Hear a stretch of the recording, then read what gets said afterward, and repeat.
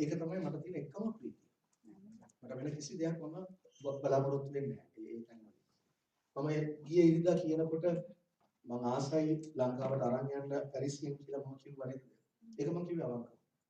මම නිකන් ඔයගලන්ට බටර් එක ගන්නවත් මෙසේජ් එකට ලෑස්ති වෙන්නත් මම අවංකව ඒ කතාව කිව්වා.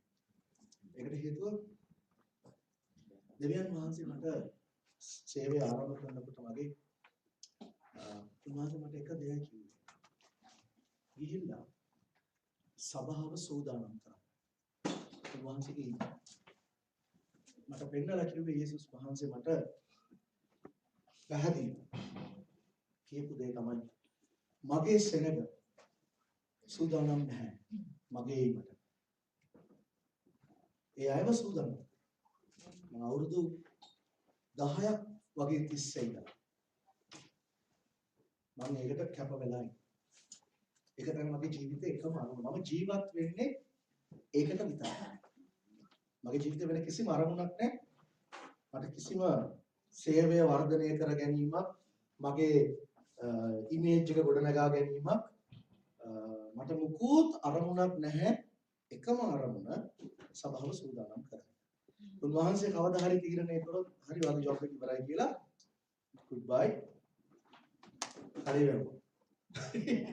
ඉතින් එතකන් දෙවියන් වහන්සේ මට සපයනවා මාව තැන් වලට අරන් යනවා. උන්වහන්සේ කියන තැන් වලට මම යනවා. පැරිස් වලට මට ආරාධනාවක් ආවා මීට මම දන්නේ මට ඉතිසලා ආවා. නමුත් ඒක ක්‍රියාත්මක වුණේ නැහැ. ඒකට මට සමාදානයක් ඇති වුණේ නැහැ. මට යන්න කොහේ අවස්ථාව ලැබුණේ නැහැ. ඒ වගේම මට ගිය අවුරුද්දේ ඕස්ට්‍රේලියාවට එන්න වීසා වල ඩොකියුමන්ට්ස් ඔක්කොම ලියුම් ඔක්කොම තියෙනවා. චර්ච් වලින් ඉන්විටේෂන් එකක් මට එනවා. ඔක්කොම ලෑස්ති කරලා මම කෝල් කරලා නෑ මම මේ පාරේ ගියා. ඒක කැන්සල් කළා මම ගියා කුවේට්. මම එහෙම කිව්වේ හේතුව ඒකයි. මම යන්නේ දෙවියන් වහන්සේ මට යන්න කියලා තැන් වලට විතරයි. ඒතර මෙතනට ගියාම මම ස්ථිරව දන්නවා මාව ගෙනියන්නේ දෙවියන් වහන්සේ. එහෙමනම් ඒ ස්ථානේ උන්වහන්සේ පිළිල කරලා තියෙනවා. ඒ ස්ථානේ ප්‍රතිඵලයක් එනවා. මෙතනට ඇවිල්ලා පළවෙනි දවසේම රාත්‍රියේ මම උදේ ලෑන්ඩ් කරේ මෙහෙට. එදාම රෑ මම මෙතනට ආවම දෙවියන් වහන්සේ මට මෙතනදීම කතා කරා. ඒකෙන් මම දැනගත්තා දෙවියන් වහන්සේගේ සැලැස්මක් ඉතා ලොකු සැලැස්මක් මේ ස්ථානෙට තියෙනවා. ඒකම ඔයගලන්ට කිව්වේ මම ඒ කියපු කිසි දෙයක් මම කරුණා කරලා ඉල්ලනවා මම මෙහෙම දෙයක්. ඔයගොල්ලෝ අහලා තියෙනව නේද අර නික්මයා පොතේ තියෙනවා මේ බාලක්ගේ කතාව. බාලක්ගේ කතාව. මේ ප්‍රොපේතවරයා දෙවියන් වහන්සේට විරුද්ධව වැඩ කරන්න යනකොට බූරුවෙක් කතා කරන්නේ. සමහර වෙලාවට ප්‍රොපේතවරු පිස්සු නටනකොට බූරුවන්ට සිද්ධ වෙනවා කතා කරන්න. දෙවියන් වහන්සේගේ රාජ්‍යයේ ප්‍රොපේතවරු යයි කියා ගන්නා ලොකු ප්‍රසිද්ධ අය. මම කතා කරන්නේ ලෝකෙ. ඒගොල්ලන්ගේ එජෙන්ඩාස් වලට යනකොට දෙවියන් වහන්සේට සිද්ධ වෙනවා මේ වගේ බූරුව පාවිච්චි කරනවා. මම කතා කරේ සුළු කෙනෙක් හැටියට. මම ඇත්තටම සුළු කෙනෙක්. හැබැයි මම කතා කරපු හැම දෙයක්ම මම අවංකව බගෑපත්ව ඉල්ලා සිටිනවා. විශ්වාස කරන්න ඒ ආවේ දෙවියන් වහන්සේගෙන් බව. මගේ අදහස් මම මෙතන කතා කරේ නැහැ. මම හරි පරිස්සම් වුණා විශේෂයෙන්ම ගියේ ඉඳලා මට ඒක ලොකුවට ඕන වුණා. සමහර වෙලාවම මැද්දෙන් යනකොට මොකක් හරි එකක් දෙකක් කියන අවස්ථාවක් තුනක් මම ගියේ ඉඳලා එහෙම කතා කරේ නැහැ. කතා කරපු හැම සංදර්භයක්ම උගන්වපු හැම දෙයක්ම මම ඉගැන්වුවේ කතා කරේ දෙවියන් වහන්සේ ඒ දේ කරන්න කියපු නිසායි. ඒ නිසා ඒ දේවල් සීරියස් ගන්න. ප්ලීස්. ඒක සීරියස් ගන්න. මට සාමාන්‍යයෙන් දැනකට ගිහිල්ලා යනකොට මට එච්චර ප්‍රශ්නයක් නැහැ. මට මොකද තව තැන් වලට යන්න තියෙන නිසා මම කීයට කොහෙද සිස්ටර් කෙනෙක් ප්‍රයෝග කරලා ඉන්නවා. ආස දුක නැද්ද ඔයාලට යන්න කියලා. මට කනේ කවුද ඇහුවේ කියලා. මට වටිනා ගියා. සාමාන්‍යයෙන් මම ගොඩක් තැන් වලට යනවා. ඒ නිසා මට ඒක එච්චර මේකකුත් නැහැ. නමුත් අර චුට්ටක් අර මිතුරු කමක් ආවම චුට්ටක් ඉතින් අපි ඉතින් අපව නඩු දෙච්ච. මොකද අවංකව මං කියනවා. මට දැන් මට දැන් මට තේරෙනවා මම ඔයගලන් අතර ගොඩක් යාළුවෙක් වුණා. යාළුකම මෙතන. අනිල් ඉන්නවා මගේ පරණම යාළුවෙක් මගේ ඉස්කෝලේ ඉඳලා හිටපු යාළුවෙක්. අවුරුදු ගානකට පස්සේ දැක්කේ. ඒ වගේම යාළුවෝ ගොඩක් මම ඇති කරගත්තා. මේ ස්ථානේ කියලා මට හිතෙනවා. පසුදර්ශය මම පසුසුරෙන් පසුදර්ශය මම thank you මම දන්නේ මට වචන නැහැ. මම ඉන්වයිට් කරලා මම හොස්ට් කරලා මට අවශ්‍ය කරන හැමදේම මගෙන් අහලා මගේ මොනවාද පාස්ටර් කිව්වේ හැමදේම මට සැපෙවුවා. මම හොටෙල් එකේ හිටියකට මම අවංකව කියන්න මම සන්තෝෂ වුණා මම හොටෙල් එකේ තිබ්බට මම යට තෑන්ක් කරා ඒකට. මම ප්‍රසිද්ධිය කියන්නේ මම පුද්ගලිකව කිව්වා thank you පාස්ටර් මම හොටෙල් එකේ තිබ්බට. ඒකට හේතුව මගේ ෂෙඩියුල් එක ටිකක් ටයිට් වුණා. මට අතර විවේක අවස්ථාවක් අඩු වුණා. මම ඒකට ආසයි. කම්ප්ලේන්ට් කරනවා මම ඒකට ආසයි. මට ඕනේ ඒක. මම ආස නැහැ නිකන් ඉන්න තැනකට ගිහිල්ලා කොහේ හරි තැනකට මිෂන් එකකට ගිහලා මම ආස නැහැ නිකන්. මොකද මම ආවනම් මම ආව වැඩේ කරනවා. ඔයගලන්ට තේරෙලා සමහර වෙලාවට මම කවුද සිස්ටර් කෙනෙක් මට කිව්වා දවසක්. මෙසේජ් එකක් ඉවරලා ටිකක් කරලා වාඩි වෙන්න පාස්ටර් කිව්වා. මම මෙසේජ් එක මම සිස්ටර් කිව්වේ මම මෙසේජ් එක මැද්දේ මට වාඩි වෙන්න පුළුවන් ඒක මම වාඩි වෙන්නේ නැහැ. ඇයි දන්නවද? ඒක මට ඔටෝමැටික් වෙන දෙයක්. මම මොකක් හරි වැඩකට බැස්සොත් අනිල් දන්නවා ඉස්සර ඉඳලා මොනවා හරි වැඩක් කරන්න ගත්තාම ඒක ඉවර කරනකම් මම නවතින්නේ නැහැ. ඒක මගේ හැටි. ඉතින් මට වෙලාව අඩු වුණා ගොඩක්. හැබැයි මම හොටෙල් එකේ හිටපු නිසා මට පහසු වුණා. දේවල් හැස්ති කරගන්න. කොටි මම ගියේ ඉරිදා දේශනා කරපු පණිවිඩේ. උන්වහන්සේ මට කරන්න කියලා කිව්වේ සුරේන්ගේ චර්ච් එකේ මම ප්‍රීච් කරලා ඇවිල්ලා විනාඩි පැයක බ්‍රේක් එකක් තිබුණා හොටෙල් එකේ. සුරේන් මාව ඩ්‍රොප් කරලා ගියා. පැයක් තිබුණා මට අනිත් වෙලාව පික් කරගන්න. ඒ වෙලාවේ තමයි මට කිව්වේ. ඒ මෙසේජ් එක කරන්න කිව්වා.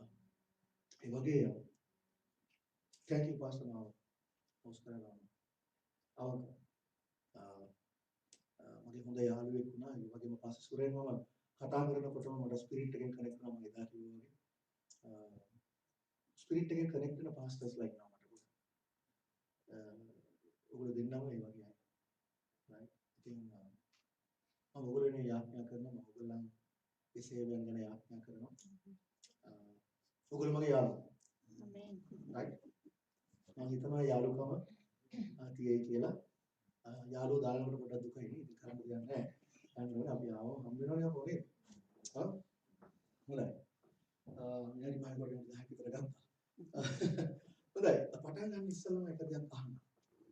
මම උගන්වපු දේවල් එපිස පොත ගැන හෝ වෙන ඕනම ඉගැන්වීමක් ගැන ප්‍රශ්න ගැටලු මොන හරි තියෙනවද ඔයගලන්ට? තියෙනවා නම් දැන් කතා කරන්න නැත්නම් සදාටම කටවහන්න. වෙඩින්ග්ස් වලදී කියන්නේ විරුද්ධ වෙනවා නම් දැන් කතා කරන්න නැත්නම් සදාටම නිශ්ශබ්දව සිටිනවා කියලා නේද?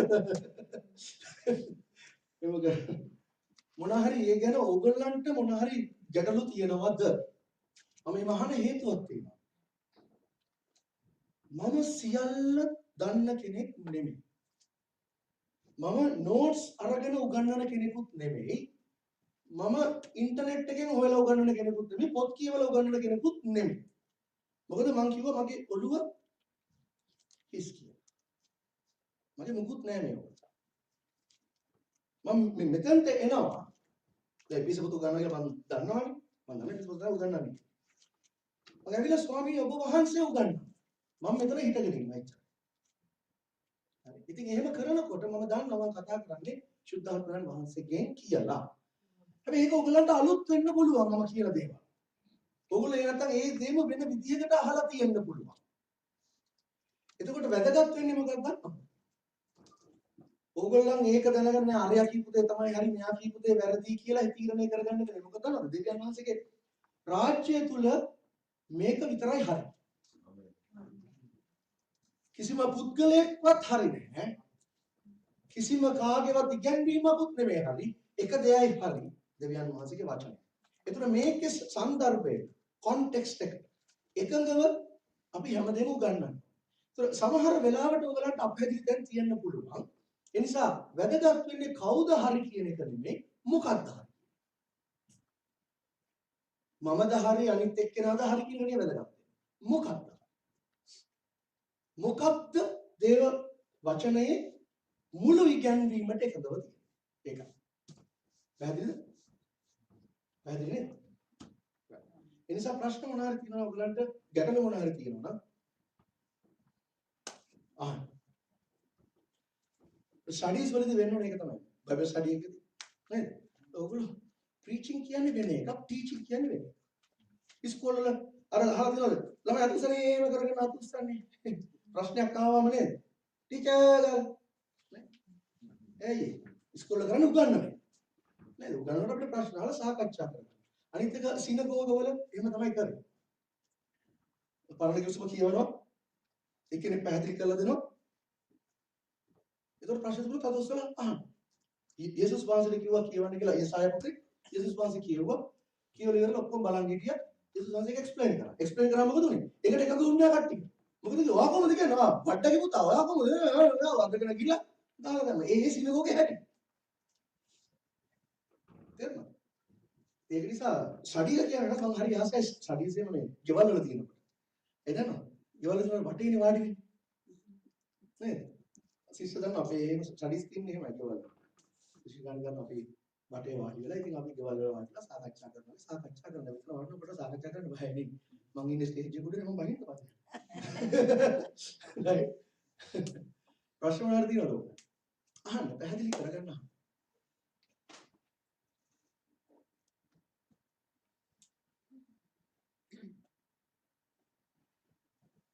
දැඩි ශබ්දතාවයෙන් පෙනී යන්නේ කිසිදු ප්‍රශ්නයක් නැති බවයි.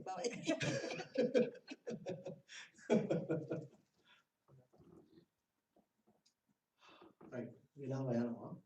හොඳයි මම මෙහෙම දෙන්නම්. සමහරවිට ඔයගොල්ලෝ පුද්ගලිකව අහන්න බලන්නේ දැන් අපේ වෙලාව තියෙන පුද්ගලිකව කතා කරන වෙලාවක් නැති වෙයි. මට ඔයගොල්ලෝ කියන ප්‍රශ්න පුද්ගලිකව ඔයගොල්ලෝ කතා කරනවා. යන්නේ ඉස්සෙල්ලා. අර පුද්ගලික ප්‍රශ්න වගේ දේවල් කතා කරන්න බැරි. මොකද කරනවා විනාඩි 10ක් දුන්නොත් අපරාධයක අසාධාරණයි. right. එහෙනම් සාධාරණව නිශ්ශබ්ද වෙනවා. okay. එපිසෝඩ් එක බලන්න නේ. අපි නැවත ඉස්සෙල්ලා මට කවුරුද කියනවා?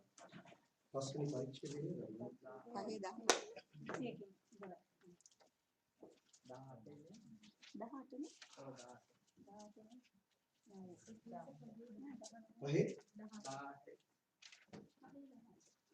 පහේ 18 කියවන්න තියෙනවා නේද?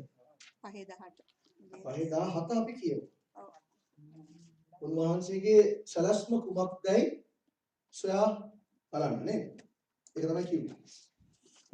18 කියමු.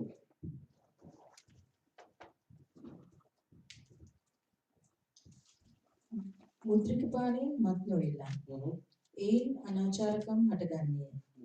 නුමුත් ආත්මයන්ගෙන් පූර්ණ වී ගීතිකා වලින්ද කවි වලින්ද ආත්මික ගී වලින්ද එකිනෙකාට කතා කොට නුඹලාගේ සිත් වලින් ස්වාමීන් වහන්සේට ගායනාද ගීතිකාද කරමින් අපගේ ස්වාමී වූ යේසුස් ක්‍රිස්තුස් වහන්සේගේ නාමයෙන් සියලු දේ ගැන පිය වූ දෙවියන් වහන්සේට නිතරම ස්තුති කරපල්ලා. හොඳයි.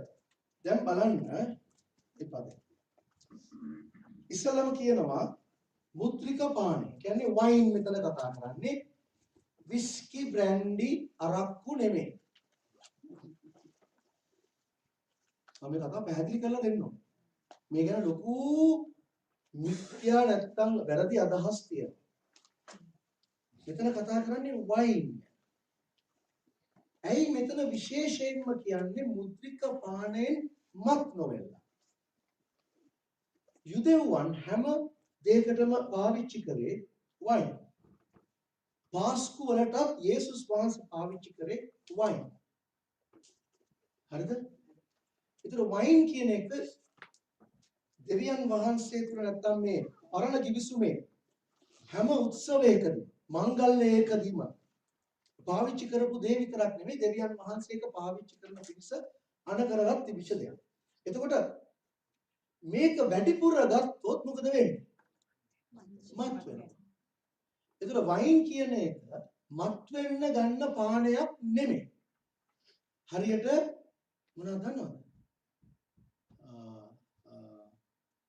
අර ග්ලූ ගම් જાතියක් තියෙනවා. සුපර් ග්ලූ නෙමෙයි. මල්ටිබොන්. නෑ. ලංකාවේ ලංකාවේ එක ග්ලූ එකක් තියෙනවා. නෑ. ඉංග්‍රීසියෙන් ඒක පාවිච්චි කරනවා. යං අය හයි වෙන ඩ්‍රග් එකක් හැටියට. මොකද ඒ ගම් જાතිය මට මතක නෑ. හරි කොහොම හරි තියෙනවා මේක. හරිද? ලංකාවෙත් එක තියෙනවා. දැන් ඒක ගම් එකක්. ඒක ගම් එකක්. ඒක හරියට ස්ට්‍රෝං ගම්. ඒක ස්ට්‍රෝං ස්මෙල් එකක් තියෙනවා. නෑ. ඒක මේ හાર્ඩ්වෙයාර් වලින් අරගෙන කොල්ලෝ ඒක අදිනවා. යහුවාම කුඩු ගැහුවා වගේ තමයි. හයි. right? ඒතර ඒක තියෙන්නේ මොකටද? ගම් එකට. ඒ වගේ වයින් කියන එක ඩ්‍රින්ක් එකක් අපිට සාමාන්‍යයෙන් ටිකක් බොන්න තියෙන එකක්. අනිත් එක යේසුස් වහන්සේ පාස්පෝර්ට් පාවිච්චි කරේ වයින් එක. හරි? ඒතර දැන් පාස්පෝර්ට් දෙන වයින් එක අපි කියලා බෝතලයක් ගහුවොත් මොකද වෙන්නේ? මත් වෙනවා. අන්න ඒක වෙන්න එපා. මත් වීම සම්පූර්ණ දෙවියන් වහන්සේට විරුද්ධයි. ඇයි දන්නවද? මත් වුණාම මොකද වෙන්නේ? කන්ට්‍රෝල් නැති වෙනවා. හරිද? මත් වෙන්න හොඳ නැහැ. මත් වෙන එක වැරදි. මත් වෙන එක පාපයක්.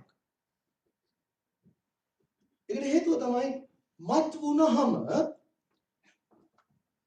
අපි දන්නේ අපි මොනවද කියන්නේ කරන්නේ කියලා. මත් වුණාම ගොඩක් මිනිස්සු සත්තු වෙනවා. තේරුණාද? දෙවියන් වහන්සේට පිළිකුලක්. ඒ නිසා මෙතන කියනවා do not be drunk with wine. වයින් වලින් මත් වෙන්න එපා. ඒ වෙනුවට සුද්ධ ආත්මයන් වහන්සේගෙන් පූර්ණ වෙන්න. හරි? පැහැදිලි නේද? පැහැදිලි නේද? අපි පූර්ණ වෙන්න ඕනේ. අපේ ස්පිරිට් එක සමාන. අපි පූර්ණ වෙන්න ඕනේ හෝලි ස්පිරිට් එකෙන් මිසක් අනිත් ස්පිරිට් වලින් නෙමෙයි. ඒකට හේතුව තමයි හෝලි ස්පිරිට් නැත්නම් සුද්ධ ආත්මයන් වහන්සේගෙන් පූර්ණ වුණොත් ඊළඟ පදේ කියන දේ කරන්න ලේසි. මොකද්ද? Speaking to one another in psalms and hymns. හොඳට ලියන්න. ඒක හොඳට කියවන්න. Speaking to one another. එකිනෙකාට කතා කරන්න. තමන්ට කතා කරගන්න නෙමෙයි යා. එකිනෙකාට කතා කරගන්න. මොනවලින්ද? ගීතිකා වලින්. දැන් ඔගොල්ලෝ ගීතිකා වලින් කතා කරන්නේ නැහැ මිනිස්සුත් එක්ක ඔයාලකට ගිහිල්ලා ස්වාමීන් වහන්සේ වාගේ ඩේරායි කියලා කටට කතා කරන්නේ නැහැ නේද? එහෙම මම කියන්නේ එහෙම නෙමෙයි. මේක අරගන්න කොන්ටෙක්ස්ට් එක. ඒ කියන්නේ කවුරු හරි කෙනෙක් මොකක් හරි ප්‍රශ්නයක් කරගෙන කතා කරනකොට මොකද කරන්නේ? බයින්න එපා බ්‍රදර්. ස්වාමීන් වහන්සේ ඔබ කියන්නේ. උන්වහන්සේ සිරියස් අපේ. මොකද්ද ඔයා කතා කරන්නේ? ගීතාවලිය විසිතුන.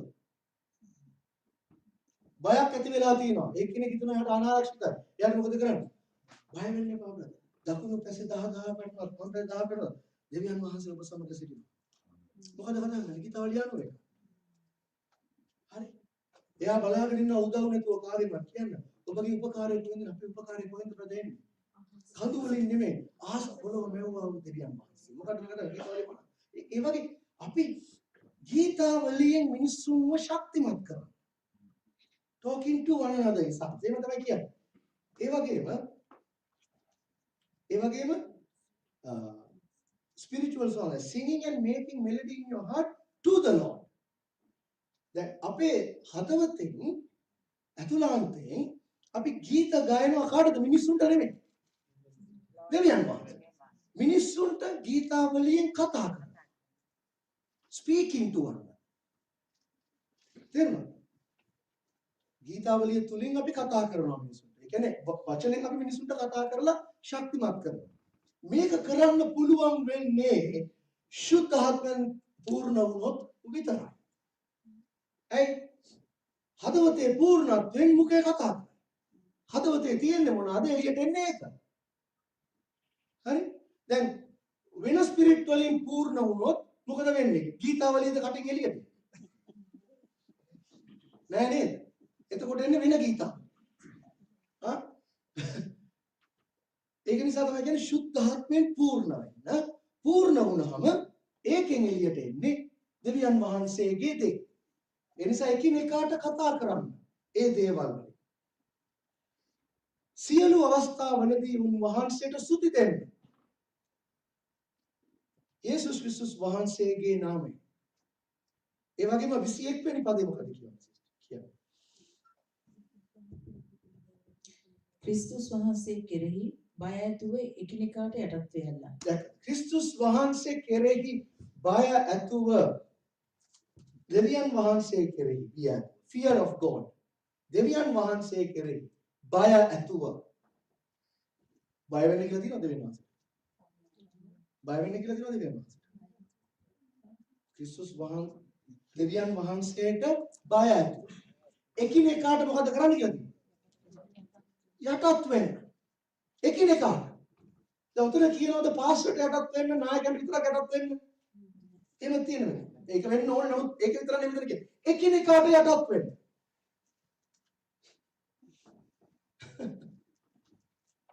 ඒ කියන්නේ චර්ච් එක ඇතුලේ කොහෙත්ම ඇරගන්සි එකක් තියෙන්න බෑ. ඇරගන්සි කියන්නේ මොකද? අර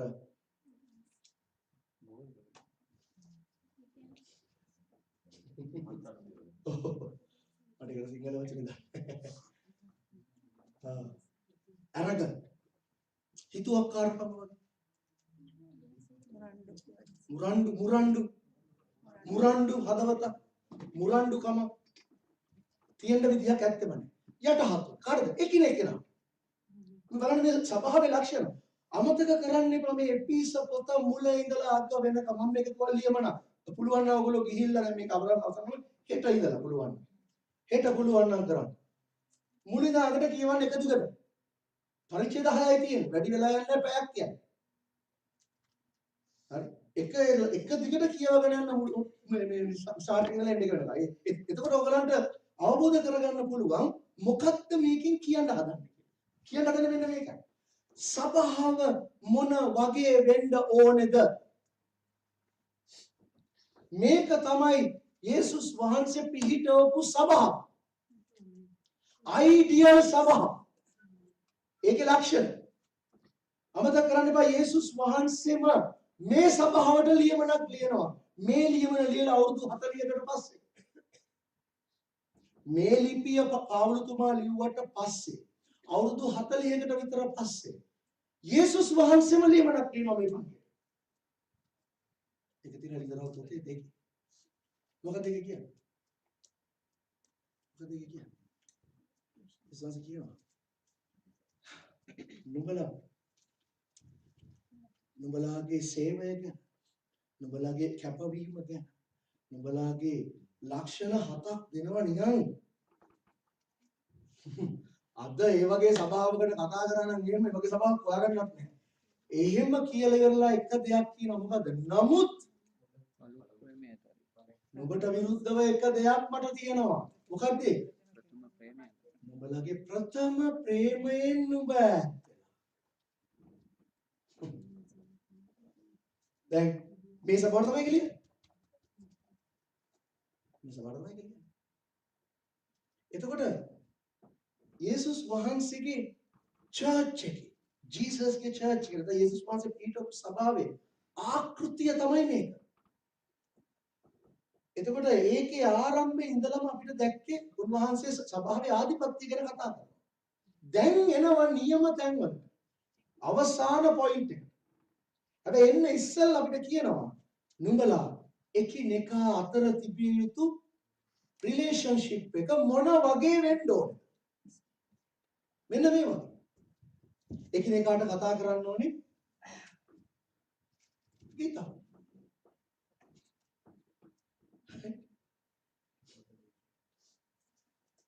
ඊළඟට එනවා භාර්යාවන්.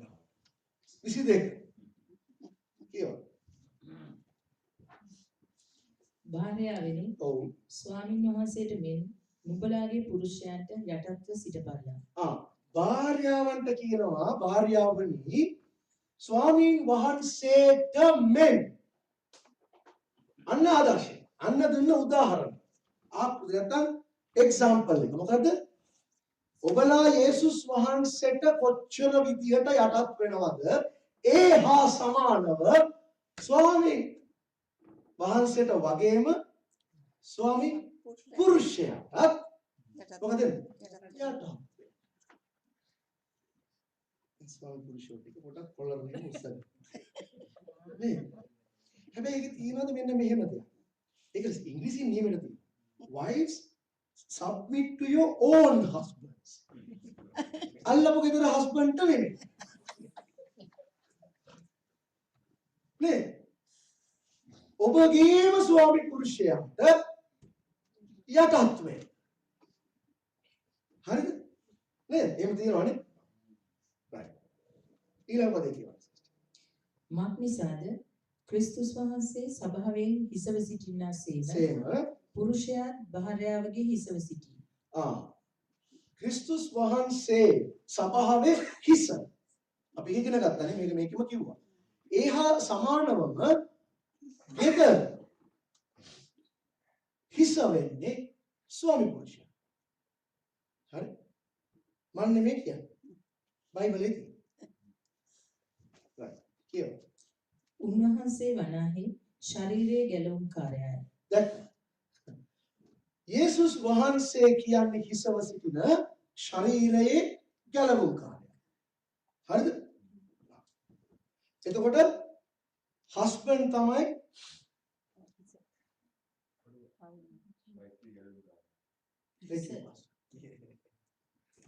වයිෆ්ස්ලත් බෑ හස්බන්ඩ්ස්ලත් බෑ ඒක කියන්නේ. Okay. කියවන්න. එබැවින් සභාව ක්‍රිස්තුස් වහන්සේට යටත් වෙන්නාක් මෙන් භාර්යාවෝද සියලු දේවලදී තමුන්ගේ පුරුෂයන්ට යටත් වෙත්වා. මොකද කිව්වේ සිස්ටර්? සියලු දේ කියලා තියෙනවද? හරි ප්‍රශ්නේනේ.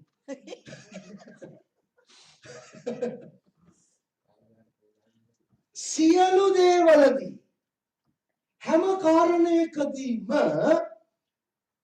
භාර්යාවන්ට කියනවා ස්වාමි පුරුෂයාට යටත් වෙන. දැන් මේ ටික විතරක් අපි කියවුවොත් හරි ෂෝක් නේද? පිරිමි හස්බන්ඩ්ස්ලට එහෙමනේ.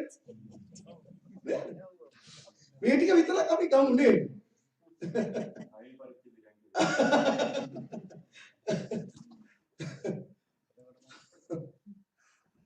බලන්න මේ පොඩි ප්‍රශ්නයක් තියෙනවා නේද? මම මේ ප්‍රශ්නේ කතා කරමු ඊළඟ. කියවන්නේ ඊළඟ හස්බන්ඩ්ස්ලට කියනවා. දැන් එහෙම කියලා ඉවර වෙලා සියලු දේවලදී යටත් වෙන්න ඕනේ. දැන් හරි හස්බන්ඩ්ස්ලට කතා කළා මම පැහැදිලි කරලා. right. okay කියවන්න. පුරුෂයෙනි අනද පුරුෂයන්ට කතා. ක්‍රිස්තුස් වහන්සේ සභාවට ප්‍රේම කොට ඇය උදෙසා තමන්ව පාවා දුන්නාක් මෙන්ම නුඹලාගේ භාර්යාවන්ට ප්‍රේම කරපල්ලා. හරි. දැන් අතන කිව්වනේ යටත් වෙන්න කියලා. නේද? අපි ඒ ටික හොඳට අහගෙන හිටියනේ නේද? සෑම දෙයකදීම භාර්යාවන් පුරුෂයන්ට යටත් වෙන්න ඕනේ. ඒක නිසා අපි පුරුෂයා තමයි හිස, භාර්යාව තමයි ශරීරය ඔක්කොම කියලා ඉවරලා පුරුෂයන්ට කියනවා පුරුෂයනි ක්‍රිස්තුස් වහන්සේ හිසව සිටියට ක්‍රිස්තුස් වහන්සේ හිස වෙන්න ඉස්සල්ලා සභාව වෙනුවෙන් මැරුණා. ඇයි මැරුණේ? හරියට හරි. සභාවට එච්චර ආදරය කරපු නිසා. ඒ නිසා නුඹලා ඒ වගේ භාර්යාවන්ට ආදරය කරපල්ලා කියලා තියෙනවනේ. දැන් හරි ප්‍රශ්නයක් තියෙනවා උතන මට. මම මේක හෙව්වා ටික. පුරුෂයන්ට කියනවා භාර්යාවන්ට ප්‍රේම කරන්න. ඒක භාර්යාවන්ට කියලා නෑ පුරුෂයන්ට ප්‍රේම කරන්න.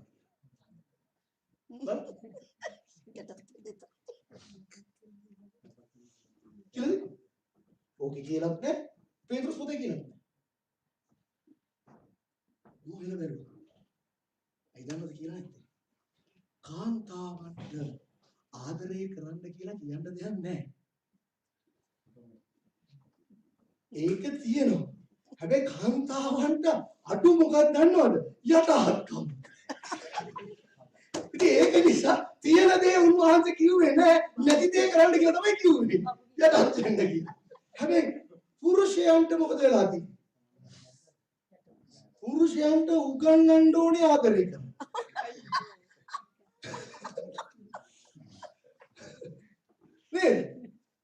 සමහර අය නේද?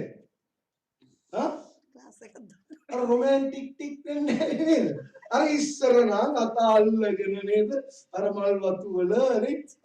මේ ගහයට වවසක් දා කියලා වගේ අපි නේ ආදරේ බැලුවා පස්සේ මොකද වෙන්නේ? දැන් බලන්න ඉස්සර බඳින්න ඉස්සලා අපි අත අල්ලගෙන නේ මම කතා කරන්නේ ලංකාවේ නෙමෙයි අත අල්ලගෙන යනවා අපි පරිස්සමෙන් යනවා අනේ වැටේ ඩාලින් කියාගෙන වගේ තමයි යන්නේ. බැඳලා ඉවරන බැඳපු අලුත් හනිමූන් යනකොටත් එහෙම තමයි යන්නේ.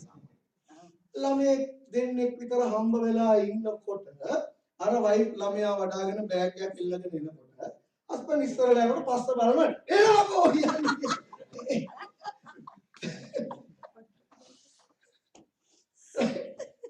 ඒ සාමාන්‍ය දෙයක්. හැබැයි එහෙම වෙන්න හොඳ නැහැ. මේක කියන්නේ මොකද? ස්වාමි පුරුෂයන් භාර්යාවන්ට ආදරේ. ඇයි දන්නවද ආදරේ කරන්න දන්නේ? ඒක පිළිගන්න. මගේ ආදරේ නැත්තම් මෙච්චර මහන්සිලා වැඩ කරන්නේ නැහැ. ඒකනේ කියන්නේ නේද? මම මේ උදේ ඉඳලා මහන්සිලා ඕවර් ටයිම් කරලා ඔක්කොම කරන්නේ කවුරු නිසාද? ආදරේ නිසා. ආදරේ තිබුණට දැන් නැහැ කියන්නේ.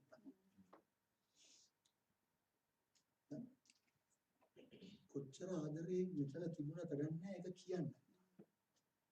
ඒක නිසා හස්බන්ඩ්ට කියනවා ඉඳලා හරි ආදරේ කියලා කියන්නේ. SMS එකෙන් නෙමෙයි.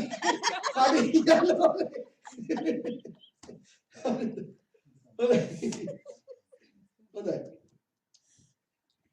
හොඳයි කියන්න. එසේ කලේ කිව්වේ යේසුස් වහන්සේ. දැන් මෙතන බලන්න පාවලතුමා සමාන කරනවා ස්වාමි පුරුෂයාගේ භාර්යාවගේ රිලේෂන්ෂිප් එක සමාන කරනවා ක්‍රිස්තුස් වහන්සේගේ චර්ච් එකේ රිලේෂන්ෂිප්. හරිද? බලන්න මේක ලස්සන සමානතාවයක්. ඒ කියන්නේ යේසුස් වහන්සේ ඉස්සල්ලා පියවර ගත්තා. හැම වෙලාවෙම මුල් පියවර අරගන්න ඕනේ පිරිමි කෙනාට හස්බන්ඩ්. හරිද? යේසුස් වහන්සේ ඉස්සල්ලා මිය ගියා. එයාගේ භාර්යාව වෙන්නේ. ඊට පස්සේ භාර්යාවට කිව්වා සියලු දේවල් යටත්. ඒ ආදරය කරන නිසා. තේරුණාද? ඉස්සල්ලා ආදරය කරන්න ඕනේ ඊට පස්සේ තමයි යටත් වෙන්නේ. තේරුණාද? පැහැදිලි?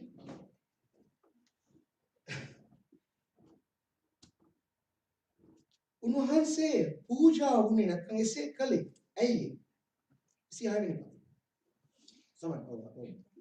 එසේ කළේ සභාව ශුද්ධව කැලලක් හෝ රැලි හෝ එබඳු යමක් නැතුව තේජවත් සභාවක් කොට තමුන්ට ඔප්පු කර ගැනීම සඳහා වචනේ නැමැති වතුරෙන් සේදීමේ උන්වහන්සේ ඒ පවිත්‍ර කොට පිරිසිදු කරන පිණිසය. යේසුස් වහන්සේ පූජා වුණේ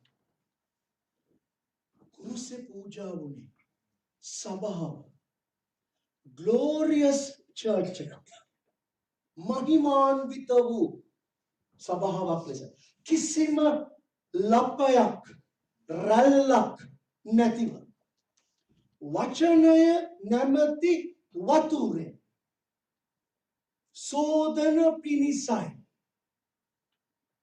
පූජාව නිසා ක්‍රිස්තුස් වහන්සේ පූජා වීම නිසා අපිට ගැලවීම ආව බව ඇත්ත. නමුත් අපිව වචනෙන් සෝදන්නේ ඒ පූජාවේ ප්‍රතිඵලයක් හැටියටයි.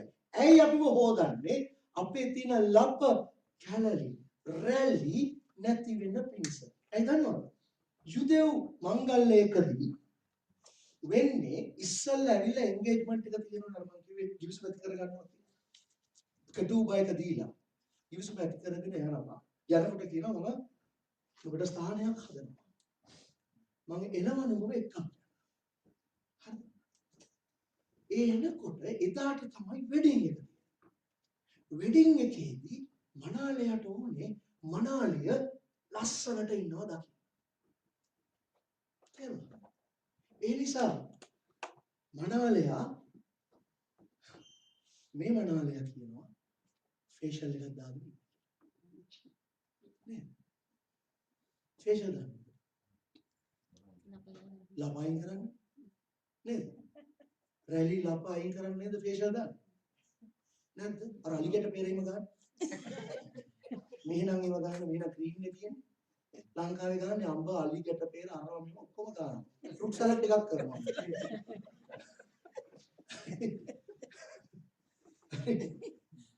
ඇයි ඒ කරන්නේ? ලප රැලි අයින් වෙන පිණිස.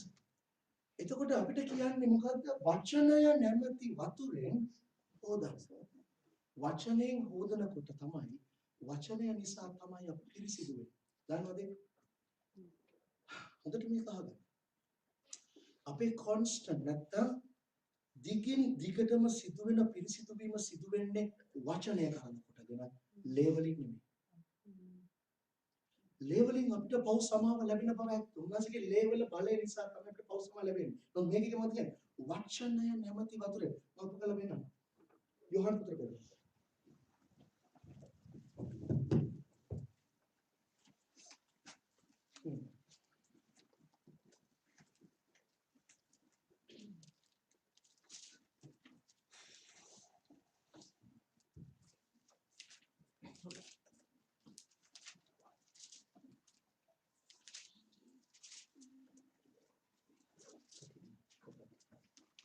Johan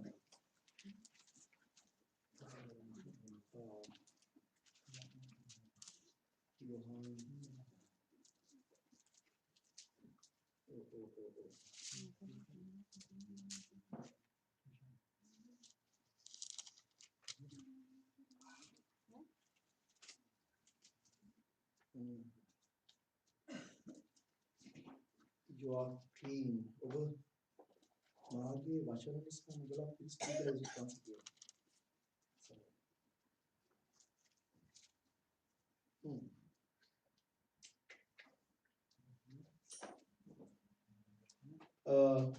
යොහාන් 15:3.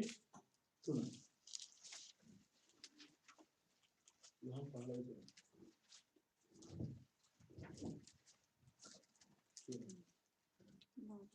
සියලු පළදරන සියලු අතු වඩා පළදරන පිරිස තුන මා විසින් නුඹලාට කී වචනයේ කරන කොටගෙන නුඹලා දැන් පවිත්‍රය. දැන් මා විසින් නුඹලාට කියන ලද වචනයේ කරන වචන. ඒ කියන්නේ යේසුස් වහන්සේගේ වචනය තමයි මොකද කරන්නේ? පිරිසිදු කරන්නේ. ඒක යේසුස් වහන්සේ කියන්නේ වචනේ. හරිද? ඕකේ කියමු. යන්න ඉස්සරහ. වාක්‍යයන් වලින්.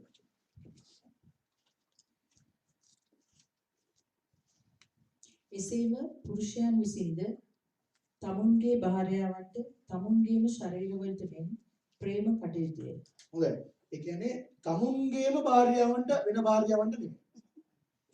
පුරුෂයනි තමුන්ගේම භාර්යාවන්ට තමුන්ගේ ශරීරයට මෙන් ප්‍රේම කරනවා. නේද?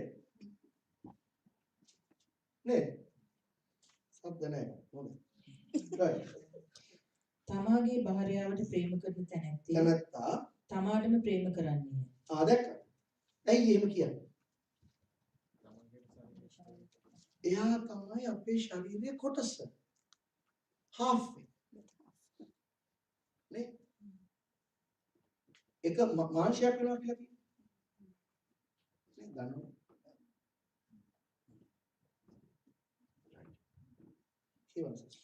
කිසිවෙක් කිසි කලක තමාගේම මාංශයට වෛර කළේ නැත. මාංශය කියන එක අදහස් කරන්නේ මාංශිකත්වය නෙමෙයි.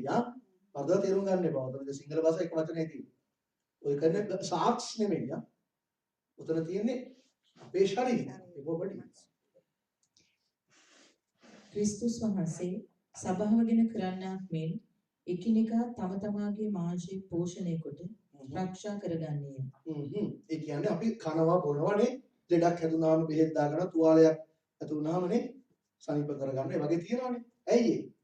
අපේ ශරීරය අපි නිරෝගීව තියාගන්න ආසනිස නැත්නම් අපිට වැඩ කරගන්න බෑ. නේ? ඒකයි කියන්නේ. ඕකේ. මක්නිසාද අපි උන්වහන්සේගේ ශරීරයේ අවයවයෝය. මේ නිසා මිනිස්සේ තමාගේ පියාද මව්ද අත්හැර තමාගේ භාර්යාවට ඇලුම් වන්නේ. ඔවුන් දෙදෙන එක මාංශය වන්නෝය. මේ රහස මහත්ය. මේ අභිරහසක්. This is a great mystery කියලා තියෙනවා. නමුත් මම ක්‍රිස්තුස් වහන්සේ ගැන සභාව ගැන කතා කරමි. මෙතනද අභිරහස. මේක මහ විශාල අභිරහසක්. මොකක්ද අභිරහස? පුරුෂයාට කියනවා මොකද්ද? තම මවද පියාද අතහැර භාර්යාවට ඇලුම් වෙන්න. හරි. අතහැර භාර්යාවත් එක්ක එකතු වෙන්න. හරි. හැබැයි එහෙම කියලා කියනවා මේක මහා අභිරහසක්. මේක මහා අභිරහසක්. හැබැයි එයා කියනවා එයා කතා කරන්නේ සභාව සහ ක්‍රිස්තුස් වහන්සේ ගැන.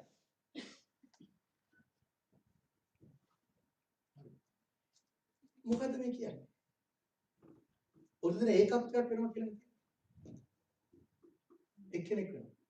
යේසුස් වහන්සේ ස්වර්ගය අතහැරලා පොළවට ඇවිල්ලා. හරිද? භාර්යාවත් එක්ක එකතු වෙනවා. ඔවුන් දෙනා ඒකත්වයක් වුණා. යේසුස් වහන්සේගේ යාඥාව මොකද්ද? යොහන් 17. යොහන් 17 කියන්නේ ඔබයි මම ඒකත්වයක සිටින්නක් මේ ඔවුනුත් අපහා ඒකත්වයක් පිණිස යාඥා කරනවා. දැක්කද? මේක great mystery. මේක අභිරහස. යේසුස් වහන්සේ අපිට දුන්නා අවස්ථාව උන්වහන්සේ හා ඒකත්වයක් වෙන්න.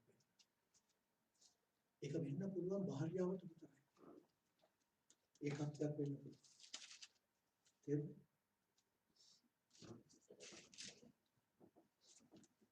යේසුස් වහන්සේගේ මනාවි භාර්යාව. Okay. එසේ වී නමුත් නුඹලා එක් එක්කෙනා තම තමාට මෙන් තම තමාගේ භාර්යාවට ප්‍රේම කරපල්ලා. දැන් බලන්න කොච්චර වෙලා පිරිමි අයට කතා කරනවද? භාර්යාවට කතා කරේ පද 2යි 3යි. පුරුෂයන්ට කතා කරනවා හස්බන්ඩ්ට කතා කරනවා පද 6ක් 7ක් 8ක් යනවා. නේද? ඇයි?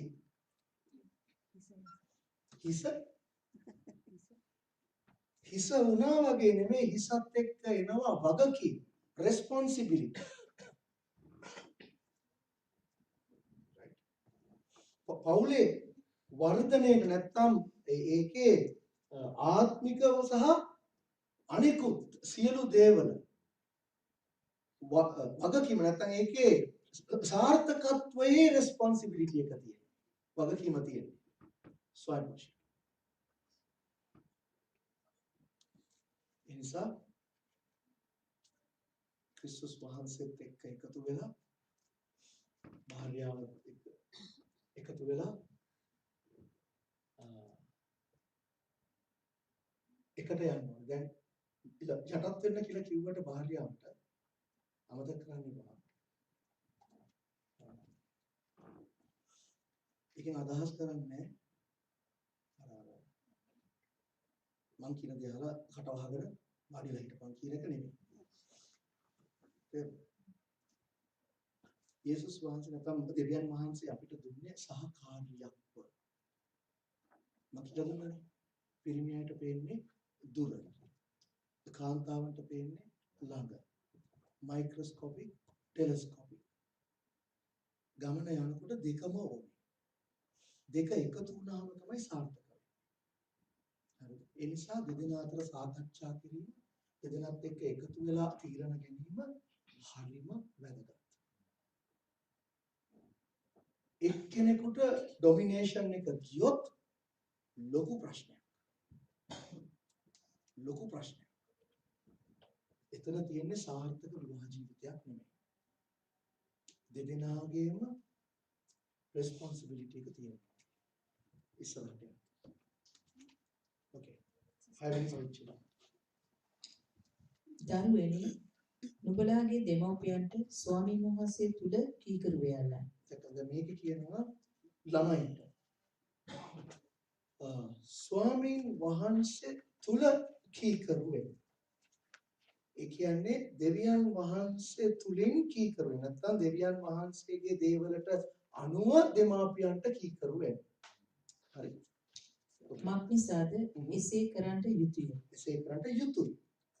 නුඹට වැඩ සිද්ධ වන පිණිසද නුඹ පොළොවේ බොහෝ කල ජීවත් වන පිණිසද නුඹේ පියාට මව්ට ගෞරව කරපන්න. ඒ පොරොන්දුවක් ඇති පළමුවෙනි ආඥාවයි. Ten commandments වල තියෙනවා honor your father and your mother කියලා. ඒ කියන්නේ ඔබගේ පියාටත් මවටත් මොකද කරන්න කිව්වේ? හැමදාම දෙයට වඳින්න. ගෞරව කරන්න. ලංකාවේ සංස්කෘතිය ගොඩාක් තියෙනවා වඳින්න. ඔයගොල්ලෝ දන්නවද? අපි ක්‍රිස්තියානි වුණාට පස්සේ අපි ඒක කරන්නේ නැහැ. ඒක කරන්නේ නැතුව වුණාම කට්ටිය අහනවා අම්මට තාත්තටවත් සලකන්නේ නැහැ කියලා. එතකොට මොකදද අපි කියන්නේ? මම කියනවා වැඳලා මරණ එකද හොඳ? නොවැඳ සලකන එකද හොඳ? මොකද අද ලංකාවේ ගොඩක් තැන් වඳිනවා තමයි. හවසට බීලා ඇවිල්ලා ගහනවා. කෑ ගහනවා විතර කමන්නේ ගහනවා. අම්මට තාත්තා. ඒකද හොඳ? නොවැඳ ගරු කරන එක, සලකන එක. අනිවාර්යයෙන්ම දෙවැනි එක හොඳයි. වඳින්න පුළුවන් අපිට දෙවියන් වහන්සේට විතරමයි. නමස්කාරය දෙවියන් වහන්සේට විතරමයි. ගෞරවය අපේ තාත්තට අම්මට වැඩිහිටියන්ට හැම කෙනාට ගෞරවය. නමස්කාරය එක්කෙනාට මේ දෙක කවලම් කරගන්න නෑ. right? ළමයින්ට කියලා තියෙන්නේ මොකද්ද? ගෞරව කරන්න දෙමාපියන්ට. ඒක තමයි පොරොන්දුවක් එක්ක දුන්න එකම සහ ප්‍රථම ආඥාව. පොරොන්දුව මොකද්ද? නුඹ එසේ කරොත් නුඹ බොහෝ කල ජීවත් වෙනවා. right කියනවා. පියවරුනි නුඹලාගේ දරුවන්ට කෝප නූපදවා ස්වාමින් වහන්සේගේ හික්මවීමෙන්ද අවවාදයෙන්ද ඔවුන් නැති කරපල්ලා. දැන් ළමයින්ව හික්මවන්න කියලා ඩිසිප්ලින් කරන්න කියලා තියෙනවා. හැබැයි ඒක නම අවුස්සන්න එපා කියලා. මට මේ ඔක්කොම විස්තර කරන්න වෙලාවක් නැහැ. කෙටියෙන් කියන්න. ලංකාවේ දැන් මම දන්නේ මෙහෙත් එහෙම නැත්නම් මෙහෙ වෙන ක්‍රමය හොඳයි. ලංකාවේ වෙන ක්‍රමය ටිකක් ඩේන්ජරස්. ලංකාවේ දැන් තියෙනවා මේක ළමයින්ට එපා කියන්න එපා. ළමයින්ට ඕන දෙයක් කරන්න ඉඩ ඇරලා ඉන්න. එහෙම තමයි තියෙන්නේ. ළමයි හැසිරෙනවා සත්තු වගේ අතට. ඒ ළමයි අහිංසකයි. ඒ ළමයි මුකුත් දන්නේ නැහැ. බයිබලයේ අපිට කියනවා හිතෝපදේශ පොතේ නිවැරදි මාර්ගයේ ළමයාව යන පිණිස ට්‍රේන් කරවන්න. පුහුණු කරවන්න. හරි. හැබැයි අපි එහෙම කරන්න ගිහිල්ලා කේන්ති අරගෙන ගහන්න තලන්න යන්න හොඳක් නැහැ. හැබැයි ඩිසිප්ලින් කරන්නත් ඕන. ලංකාවේ අද අම්මලා තාත්තලා ළමයින්ව ඩිසිප්ලින් කරන්නේ නැහැ. මොන දෙයක් කරපන් කියලා ළමයි. ඒගොල්ලන්ට එපා වෙන කරා. දැන් එහෙම හදපු ළමයි තමයි අර ඇමරිකාවේ ස්කෝල් වලට ගිහිල්ලා කොනක ඉඳන් වෙඩිතියා. පාරේ බහැලා යන්නත් බෑ අපට. ඇයි? ඩිසිප්ලින් කරලා නැහැ. හොඳයි. කියමු. 16 ක්‍රිස්තුස් වහන්සේට මෙන් මාංශාකාරයෙන් නුඹලාගේ ස්වාමිවරුන්ව සිටින්නන්ට බයනු වේවුලමිනු නුඹලාගේ සිත්වල ඒකාන්ත කමින් කීකරු වේයලා. දැක්කද? කියවන්නේ. මනුෂ්‍යයන් සතුටු කරන්නන් මෙන් පෙනීමට වැඩෙනකොට ක්‍රිස්තුස් වහන්සේගේ දාසයන් මෙන් සිතින් දෙවියන් වහන්සේගේ කැමැත්ත කරපල්ලා. දැක්කද? මම කිව්වා නේද? ඔයගොල්ලෝ රස්සාව කරන්නේ මොකටද? රස්සාව කරන්නේ මොකටද? පඩියක් ගන්න ජීවත් වෙන්න නෙමෙයි. ඕගලන්ට රස්සාව කරන්න ඕනේ පඩියක් ගන්න ජීවත් වෙන්න නම් දෙවියන් වහන්සේට පුළුවන් ඉන්න තැනට සපයන්න. කාක්කොලව්ව හරි සපයන්න. බැරිද උන්වහන්සේට කරන්නේ? පුළුවන්. ඇයි ඒක කරන්නේ නැත්තේ? අපිව හදලා ආලෝකයක් වගේ අන්ධකාරයට යවන්න ඕන නිසා ඒ තැන්වල අය ගැලවීමට එන්න ඕන නිසා අපිව පාවිච්චි කරන්න අපිව ඒ තැන්වල තියලා තියෙනවා. වැඩක් කරන්න. ඒකෝර අපි එතන සේවය කරනකොට අපි කළ යුත්තේ මිනිහට පේන්න නෙමෙයි. ඇයි අපි එතන ඉන්නේ කවුරු නිසාද? දෙවියන් වහන්සේ නිසා. ඒතර වැඩ කරන්න ඕනේ දෙවියන් වහන්සේලා වැඩ කරනවා වගේ. අර අයි ප්ලීසර්ස්ලා නෙමෙයි. තේරුණාද? අවංකව දෙවියන් වහන්සේලා කරනවා වගේ වැඩේ කරනවා. එතකොට කෙවින් වෙන්නේ කොහොමද? දෙවියන් වහන්සේගෙන් අරයාගේ හරහා. හරි? ඒකයි වෙන්නේ. right okay. 16ක් වේවා නිර්දාසයක් වේවා එක් එක් අය කරන්නා වූ යම් යහපතක් ඇද්ද ඊට ස්වාමීන් වහන්සේගෙන් නැවත විපාක ලැබෙන බව දැන මිනිසයන්ට නොව ස්වාමීන් වහන්සේට මෙන් කැමැත්තෙන් මෙහි කරපාලා. right. ස්වාමිවරුනි නුඹලාගේ ඔවුන්ගේ ස්වාමීන් වහන්සේ ස්වර්ගයේ සිටින බවද උන්වහන්සේ මිනිසයන්ගේ තරාතිරම් නොබලන බවද දැන තර්ජන කිරීමෙන් වැළකී ඔවුන්ට එම දේවල් කරපල්ලා. මොකද? ඔවුන්ට එම දේවල් කරපල්ලා. ස්වාමිවරුන්ට කියනවා තර්ජන කරන්න එපා, බලහත්කාරකම් කරන්න එපා. මතක තියාගන්න ඔබටත් ස්වාමියෙක් ඉන්නවා ස්වාමී. එහෙම හිතාගෙන ඒ අයට සේවය දෙන්න. අවශ්‍ය දේ දෙන්න. නිසි විදියට සලකා. ඕකේ. ඉතින් ස්වාමින් වහන්සේ තුලද උන්වහන්සේගේ ශක්තියේ බලවත්කමෙහිද බලවත් වේලා. යක්ෂයාගේ උපායවලට විරුද්ධව සිටින්ට නුඹලාට පුළුවන් වන පිණිස දෙවියන් වහන්සේගේ සියලු යුද්ධායුධ පැළඳ ගනිල්ලා. ඕක පැහැදිලි කරන්න ඕනේ. ඉස්සල්ලාම කියනවා සහෝදරවරුනි දෙවියන් වහන්සේගේ සියලු බලය එහෙම තියෙනවනේ සියලු බලය උන්වහන්සේගේ බලය ශක්තිමත් වෙනවා. හරිද? නේ උන්වහන්සේගේ බලයෙන් තමයි ශක්තිමත් වෙන්නේ. අපේ බලය නෙමෙයි. හොඳට මතක තියාගන්න. උන්වහන්සේගේ බලය. හරිද? එහෙම කියලා කියනවා දෙවියන් වහන්සේගේ සියලු යුද ආයුධ පැළඳ ගනිල්ලා. මොකටද? මක්නිසාද? මක්නිසාද අපේ පොර බැදීම වනාහි මාංශයට සහ රුධිරයට විරුද්ධව නොව අධිපතිකම් වලට පරාක්‍රම ධාරීන්ට මේ අන්ධකාරයේ ලෝක මුලා දෑනීන්ට ස්වර්ගීය ස්ථානවල සිටින දුෂ්ටකමේ ආත්ම සේනාවන්ට විරුද්ධවය.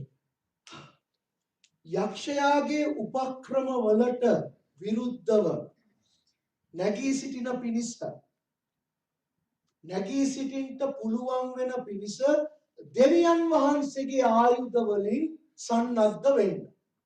මක්නිසා එහෙම කියන හේතුව නම් අපේ සටන පොර බැදීම මේකට කියන්නේ රෙස්ලින්.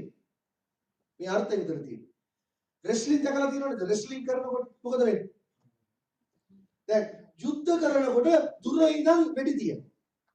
මේ කතා කරන්නේ ගන්න නෙමෙයි. ඒ යුද්ධයක් නෙමෙයි. පොර බැදීම. හරිද? ඒ කියන්නේ ළඟ අතින් පයි රෙස්ලින් කාත් එක්ක ගොඩක් තියෙනවා. මක්නිසාද අපේ පොර බැදීම වනාහි මාංශය සහ රුධිරයත් එක්ක නොවේයි. ඒ කියන්නේ අපේ සටන අපේ පොර බදන්නේ මිනිස්සුත් එක්ක නෙමෙයි. හොඳට අහගන්න මේක. මේක තමයි රහස. ඕගොල්ලන්ට ඇති සමහර වෙලාවට හතුරුකම් කරන අය. ඕගොල්ලන්ට ගොඩක් වෙලාවට විරුද්ධකම් කරන දැන් මම දන්නේ මෙහෙම කියනවාද කියලා ලංකාවේ නම් අර ගෙවල් වල මායිම් වලට එහෙම අරවට මේවට ලොකු රණ්ඩු යනවා. එහෙම ගියාම මිනිස්සු එක එක දේවල් කරනවා. නේද? හතුරුකම් කරනවා ලංකාවේ. එහෙමනේ. ගොඩක් වෙලාවට සමහරකට ගහනවා. මිනි මරණ අවස්ථාවලුත් තියෙනවා. දැන් එහෙම කරනකොට අපි ඒ කෙනත් එක්ක පොර බදන්න යනවා. මෙතන කියන්නේ මොකද අපේ සටන ඒ අයත් එක්ක නෙමෙයි තියෙන්නේ. ඇයි දන්නවද? ඕගොල්ලෝ දන්නවද මේ ලෝකේ උපදින හැම කෙනාම හොඳට අහන්න. හැම කෙනාම දරුවා කාලයේදී දෙවියන් වහන්සේගේ ස්වභාවය දරනවා. හරිද? ඒ කෙනා වර්ධනය වෙලා වැඩිලා යනකොට ඒ අයගේ ජීවත් වෙන සමාජ රටාව හරි මොනවා හරි තුලින් යාගේ තියෙන දේවල් ක්‍රියාත්මක වෙනකොට යක්ෂ ආත්ම ඒගොල්ලන්ගේ ජීවිතවලට ඇතුල් වෙලා ඒගොල්ලන්ව මෙහෙයවන්න ගන්නවා. දුෂ්ටකම ඇති වෙන්නේ මිනිස්සුන්ගේ ඇතුලේ තියෙන චුට්ටක් මානසිකත්වයේ. නමුත් ඒක ක්‍රියාත්මක වෙන්නේ අර ආත්මය එයාව මෙහෙයවන නිසා. තේරුණා? එතකොට අපි යුද්ධ කරන්න ඕනේ, සටන් කරන්න ඕනේ මිනිස්සුත් එක්ක නෙමෙයි. මිනිස්සු අපිට පීඩා කරාට අපේ හතුරා මිනිහා නෙවෙයි. ඒක නිසා තමයි යේසුස් වහන්සේ කිව්වේ නුඹලාට සතුරුකම් කරන අය උදෙසා යාඥා කරපල්ල. ඇයි යාඥා කරන්න කිව්වේ? ඒ ආත්ම දුරු වෙන්න යේසුස් වහන්සේගේ නම. තේරුණා? නිකන් ගන්න උදාහරණයක් මම අවුරුදු 30කට 40කට ඉස්සලා ඉස්පතේ ඉඳලා මාව හම්බ වුණා නම් අනිල් දන්නවා සමහර අය අපිව ගෙවල් වලට වැද්ද ගන්නෙත් නැහැ. හරි? අපි කරපු දේවල් නොදන්න නිසාම ගත්ත සමහර අය. ඇයි? අපි තුල තිබුණා වූ අන්ධකාර දුෂ්ට ආත්ම අපිව මෙහෙයුවා. හරි? පැහැදිලි? ඔය මිනි මරණ මිනිස්සු මං කොල්ල කන අය අරගෙන ඔක්කොම ස්පිරිට්ස්. කවුද මේ? කොටි සංවිධානය LTT. මොකද්ද කරන්නේ? මගේ යාළුවෝ ඉන්නවා LTT කීට පාස්ටර්ස්ලා ඉන්නවා. කිට්ටුවයි. ඒගොල්ලන්ව සුයිසයිඩ් කරන්න යවන්න ඉස්සෙල්ලා ස්පිරිට් එකක් ඇතුල් කරනවා. දුර්ගත ස්පිරිට් එකට කැප කරනවා. මගේ ඉන්න පාස්ටර් කෙනෙක් හඳුනන්නේ කෙනෙක් සුයිසයිඩ් එකට ගියේ කෙනෙක්. ස්කොට් එකට ගිහින්. යා කිව්වා. ඒ ස්පිරිට් එක ඇතුල් කරාම තමයි යන්නේ. දැන් අද බෙල්ජියම් වලදී සුයිසයිඩ් බොම කෙනෙක් ඇතුල්. මොකද්ද? ස්පිරිට් එක. සරණ තියෙන ස්පිරිට් එක. මානසික සාර්ථකත්වයක් එක්ක. මේකේ තියෙන එක එක ලෙවල්ස්. පරාක්‍රමධාරීන් නෙද තියෙන්නේ. ඒ කියවන සිස්ටර් කොහොමද කියන්නේ? එක පරාක්‍රමධාරීන් නේ. අධිපතිකම් වලට පරාක්‍රමධාරීන්ට මේ අන්ධකාරයේ ලෝක මුලා දැනීම. අන්ධකාරයේ ලෝකේ මුලා දැනීම. කියන්නේ අන්ධකාර ලෝකයට ඉන්න මුලා දැනීම. හරිද? දැන් මේ අමතක කරන්න එපා. යක්ෂයාගේ අන්ධකාර ලෝකේ ලෙවල්ස් තියෙනවා. හරි? ආමි එකක් වගේ. උගේ දින එකක ලෙවල්. මුලා දැනීම කියන්නේ එකක්. පරාක්‍රමධාරීන් කියන්නේ එක ලෙවල් එකක්. හරි? රයිට්. ඊට පස්සේ ස්වර්ගීය ස්ථානවල සිටින දුෂ්ටකමේ ආත්ම සේනාවන්ට විරුද්ධ වේ. දුෂ්ටකමේ ආත්ම සේනාවන් සහ මේ සියලු දෙනා ඉන්නේ කොහෙද? ස්වර්ගික ස්ථානවල. අපාය නෙමෙයි. ස්වර්ගික ස්ථාන කියන්නේ heavenlies. ඒ ස්ථානවල ඉඳලා තමයි එක එක්කෙනාව මෙහෙයවන්නේ. උතර මේ ස්වර්ගික ස්ථාන පාලනය කරන මේ ආත්ම තමයි මිනිස්සුන්ව මෙහෙයවන්නේ එක එක දේවල් කරවන්නේ. මොකද යක්ෂයා එන්නේ හොරකම් කරන්න, මිනි මරන්න, විනාශ කරන්න. ඒක තමයි ඔහුගේ සැලැස්ම. ඒ ක්‍රියාත්මක කරන පිණිස මිනිස්සුන්ව පාවිච්චි කරනවා. හරි? අර කට්ටඩියෝ කියලා ඉන්නේ. අනේ මට කවුද කිව්වා? ආ බ්‍රදර් කිව්වේ වෙනස කියලා ප්‍රෝග්‍රෑම් එකක් බැලුවා. වෙනස එකේ තිබුණා කනක්කු ඇවිදින දැකලා. කනප්පුව ගෙනිහිල්ලා ඔයලා ගන්න ඇවිදලා නේ. මොකද්ද? භූතයෙක්ව යවනවා කනප්පුව යවගෙන කරන්නේ. ඒතර යකවල භූතයා මම පාලනය කරනවා කියලා. එයා දන්නේ නැහැ. එයාව පාලනය කරනවා තව එක්කෙනෙක්. එයා දන්නේ නැහැ. එයා හිතනවා මම ලොක්කා මට පුළුවන් භූතයව පාලනය කරන්න එහෙම කියලා. අර පොඩි භූතයෙක්ව දාලා අර මෙයාට මැජික් එක පෙන්නලා එයාව පාලනය කරනවා ලොකු එකෙක් ඒක එයා දන්නේ. එහෙම. දැන් මේ අන්ධකාර ලෝකයේ තියෙනවා මේ වගේ ලෙවල්ස්.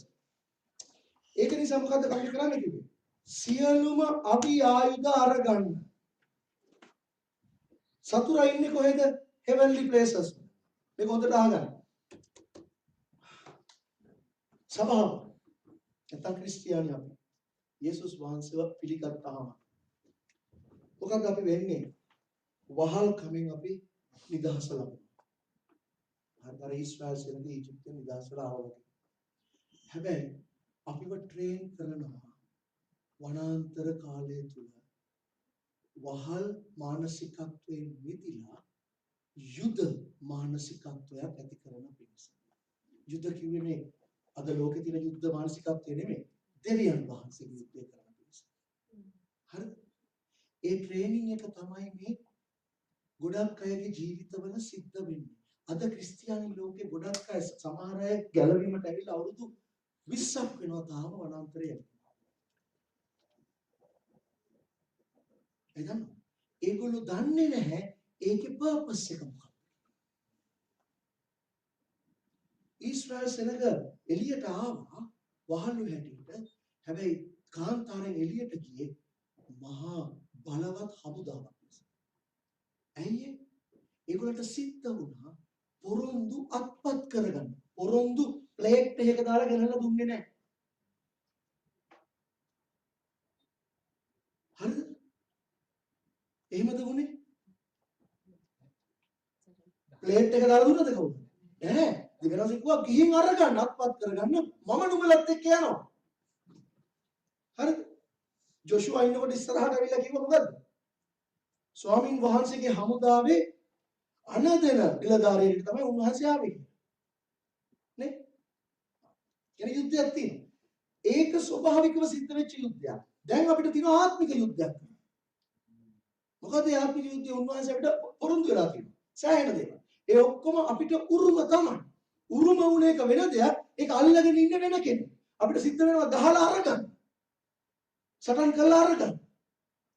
ඒතර යුද්ධ කරන්නේ කාත් එක්ක? අන්ධකාරයේ ලෝක මුලාවේ. ඒ සියලු දේ සහ අපි සුභාරංචිය කියන්නේ යනවා නම් යේසුස් වහන්සේ කිව්වා බලවතාව ගැට ගැහුවොත් මිස නුඹලට කොල්ල කන්න බෑ. ඒ කියන්නේ ඔගොල්ලෝ පළාතකට යනවා නම් සුභාරංචිය කියන්නේ ඒ පළාතේ ඉහළින් ක්‍රියාත්මක වෙන අන්ධකාර දුෂ්ට ආත්ම ගැට ගහලා උනේ යන්න.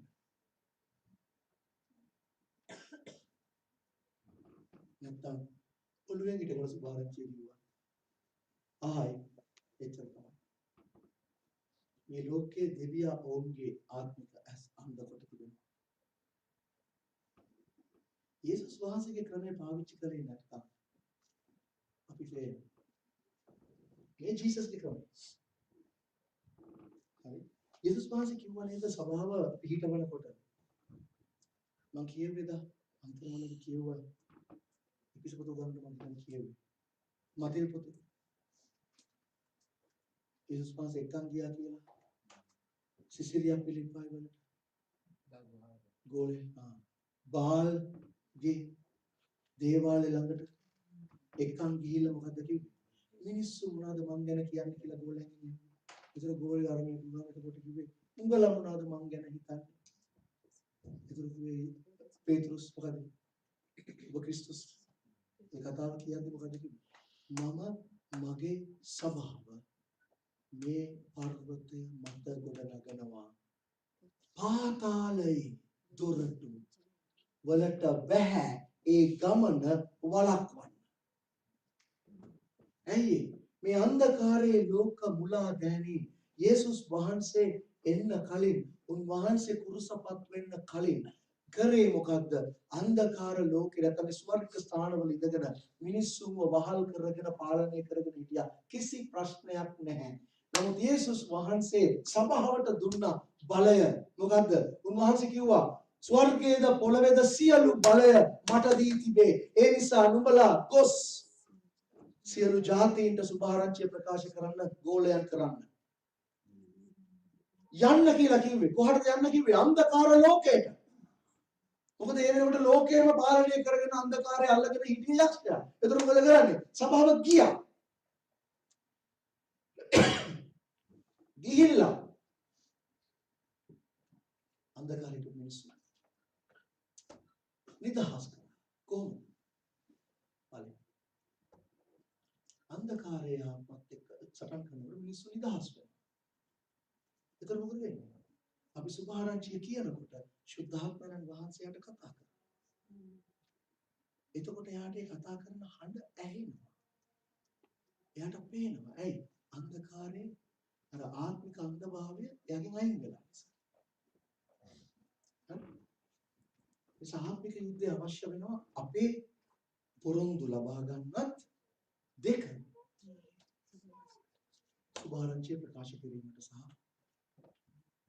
ලෝකේ නැත්නම් පලාත් මිනිස්යන්ව නිදහස් කර ගැනීම සඳහා රාජ්‍ය ව්‍යාප්තිය. right කියවන්න.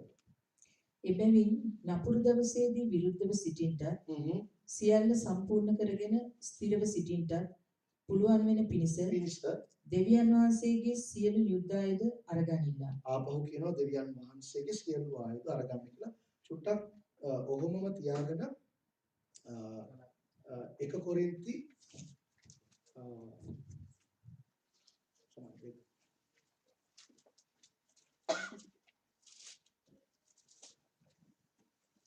දෙක කොරින්ති සමාවෙන්න 2 කොරින්ති 10 3 4 5 6 3 4 5 6 මක්නිසාද අපි මාංශයෙහි හැසිරෙන නමුත් මාංශයේ හැටියට යුද්ධ නොකරමු. යුද්ධ නොකරමු. ඒ කියන්නේ යුද්ධයක් තියෙනවා නේද? right. මක්නිසාද අපේ යුද්ධ ආයුධ මාංශික නොවේ. එහෙත් ඒවා බලකොටු විදහෙලීමට දෙවියන් වහන්සේ ඉදිරිපිට බල සම්පන්නයි. බලකොටු තියෙන්නේ කාටද? strongholds. strongholds කියන්නේ මොනවද? දැන් මේ කතා කරන්නේ ආත්මිකව. මේ කතා කරන්නේ ආත්මිකව. නේ? මොනවද strongholds කියන්නේ? මිනිස්සු යේසුස් වහන්සේ විශ්වාස කරන්න ඉස්සල්ලා මිනිස්සු ඒගොල්ලන්ගේ අතුලාන්ත ජීවිතවල දාගෙන තියෙන බලකොටු. ඒගොල්ලන් ආරක්ෂා වන පිණිස.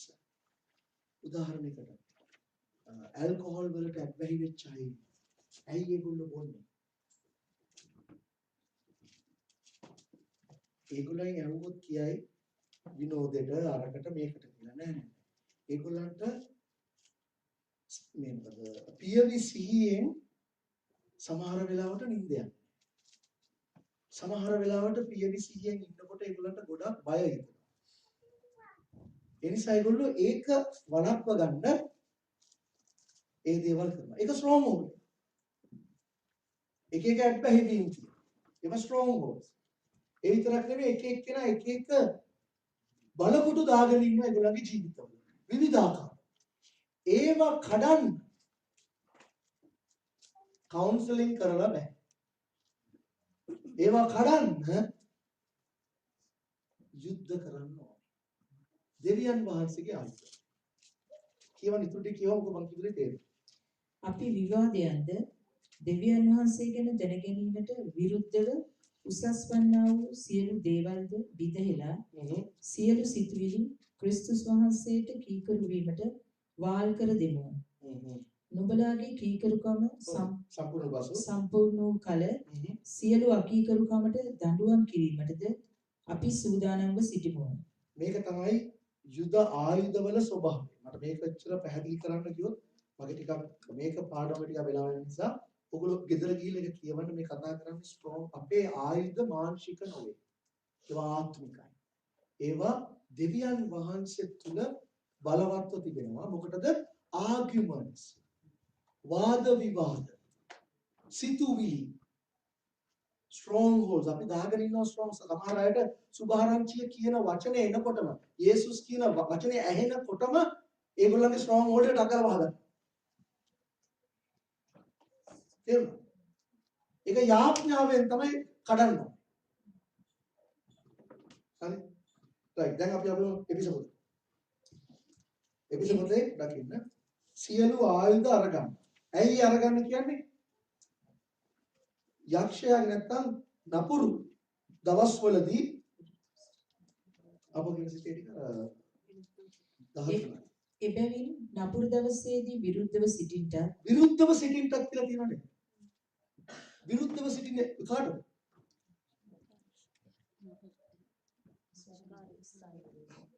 විරුද්ධව සිටින්නට කියලා තියෙනවනේ.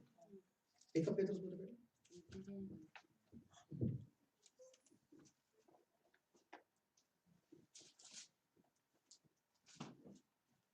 වහේ 8-9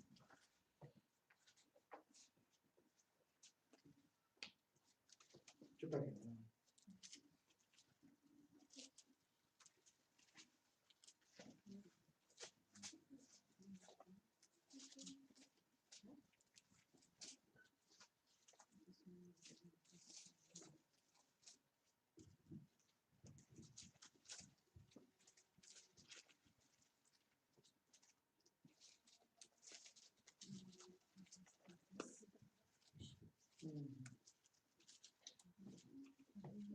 හොඳයි කියවට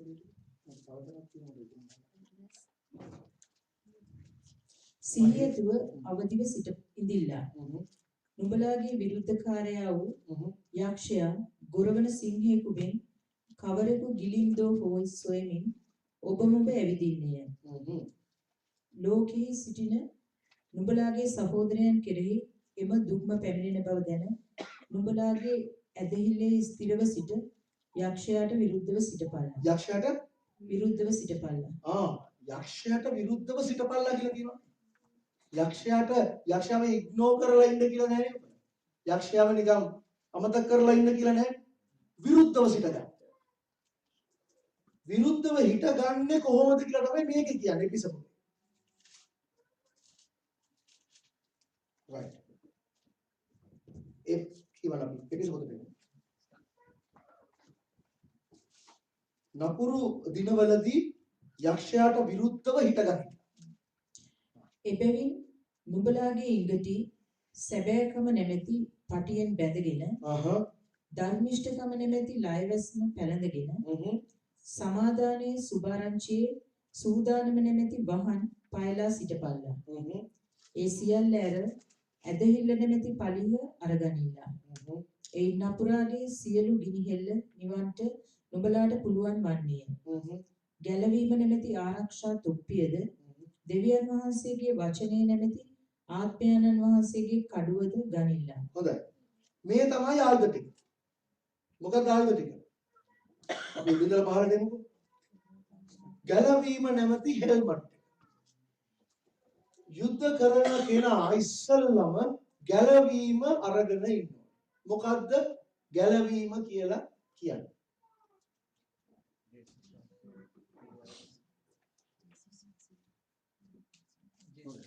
මොකෙන්ද ගැලවිලා තියෙන්නේ? ගිනිවිලෙන්. ගිනිවිලෙන් ගැලවීම. කොහොමද වෙන්නේ? යේසුස් වහන්සේ තුල අපි ඉන්නකොට නැත්නම් උන්වහන්සේ අපේ ජීවිතේ ස්වාමියා වෙනකොට අපි ගිනිවිලෙන් ගැලවෙනවා. ඒක තමයි අපි ආරක්ෂක හිස් වැස්ම. හරිද? හෙල්මට් එක. ගැලවීම නැමැති හෙල්මට් එක අපිට තියෙන්නම ඕනේ. ගැලවීම ස්ථිර වෙච්ච අය වෙන්න ඕනේ. බැප්ටයිස් වෙච්ච අය වෙන්න ඕනේ. තේරුණාද? නැත්තම් මොකද වෙන්නේ? ඔළුව කුඩු. හෙල්මට් එක නැත්තම් යුද්ධ කරන්නේ. හෙල්මට් එක නැත්තම්. රයිට්. හෙල්මට් එක දාලා ඊට පස්සේ ධර්මිෂ්ඨකම නැමැති ලයවැස්ම. හරිද? දැන් ගැලවීම අපිට ආවේ කාගෙන්ද? යේසුස් වහන්සේ. හරි. ඒ නිසා උන්වහන්සේ අපේ ඉන්න. ධර්මිෂ්ඨකම නැමැති ලයවැස්ම. ඒ කියන්නේ අපේ බ්‍රෙස්ට් ප්ලේට් එක අද කාලේ තිබුණ බුලට් ප්‍රූෆ් ජැකට් එක. හරි. Breast plate. ධර්මිෂ්ඨකම අපිට එන්නේ කොහොමද? යේසුස් වහන්සේ. හරි. නේද? ඒ කියන්නේ අපි යේසුස් වහන්සේ තුල ජීවත් වෙන කෙනෙක් වෙන්න ඕනේ. ආත්මයන්න් වහන්සේ අපි තුල ඉඳලා හරියන්නේ නැහැ. අපි ආත්මයන්න් වහන්සේ තුල ඉන්න ඕනේ. ධර්මිෂ්ඨකම. හරිද? ඊට පස්සේ සත්‍යතාවය නැමැති ඉඟපටි. දැන් පාවුලතුමා මේක ලියනකොට එයා හිටියේ හිරේ. එයාගේ ළඟ හිටියා රෝම සොල්දාදු. එයා දිහා බලාගෙන දැන් මේක ෂුවර් එකට ලියනවා. එයාට දෙනවා හෙල්මට් එකක්, බ්‍රෙස්ට් ප්ලේට් එකක්, ඉඟපටියක්. නේද? රයිට්.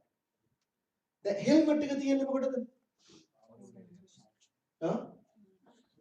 ඔළුවට එන ප්‍රහාර වලින් ඔළුව ආරක්ෂා කර ගැනීම පිණිස. බ්‍රෙස්ට් ප්ලේට් එක තියෙන්නේ මොකටද? පපුවට එන ප්‍රහාර වලින් පපුව ආරක්ෂා කර ගැනීම පිණිස. බෙල්ට් එක තියෙන්නේ මොකටද? බෙල්ට් එක නැතුනොත් මොකද වෙන්නේ? කලිසම් පිඹුන. ඒ විතර නෙමෙයි. කඩුව දාගන්නේ කොහෙද? බෙල්ට් එක. ඒකට මොකද දුන්නේ සමානත්වය? සත්‍යතාවය.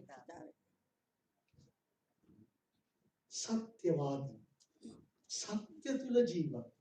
සත්‍ය කියන්නේ කවුද? යේසුස් වහන්සේ ගැලවීම, යේසුස් වහන්සේ අපේ ධර්මිෂ්ඨකම, යේසුස් වහන්සේ සත්‍යය.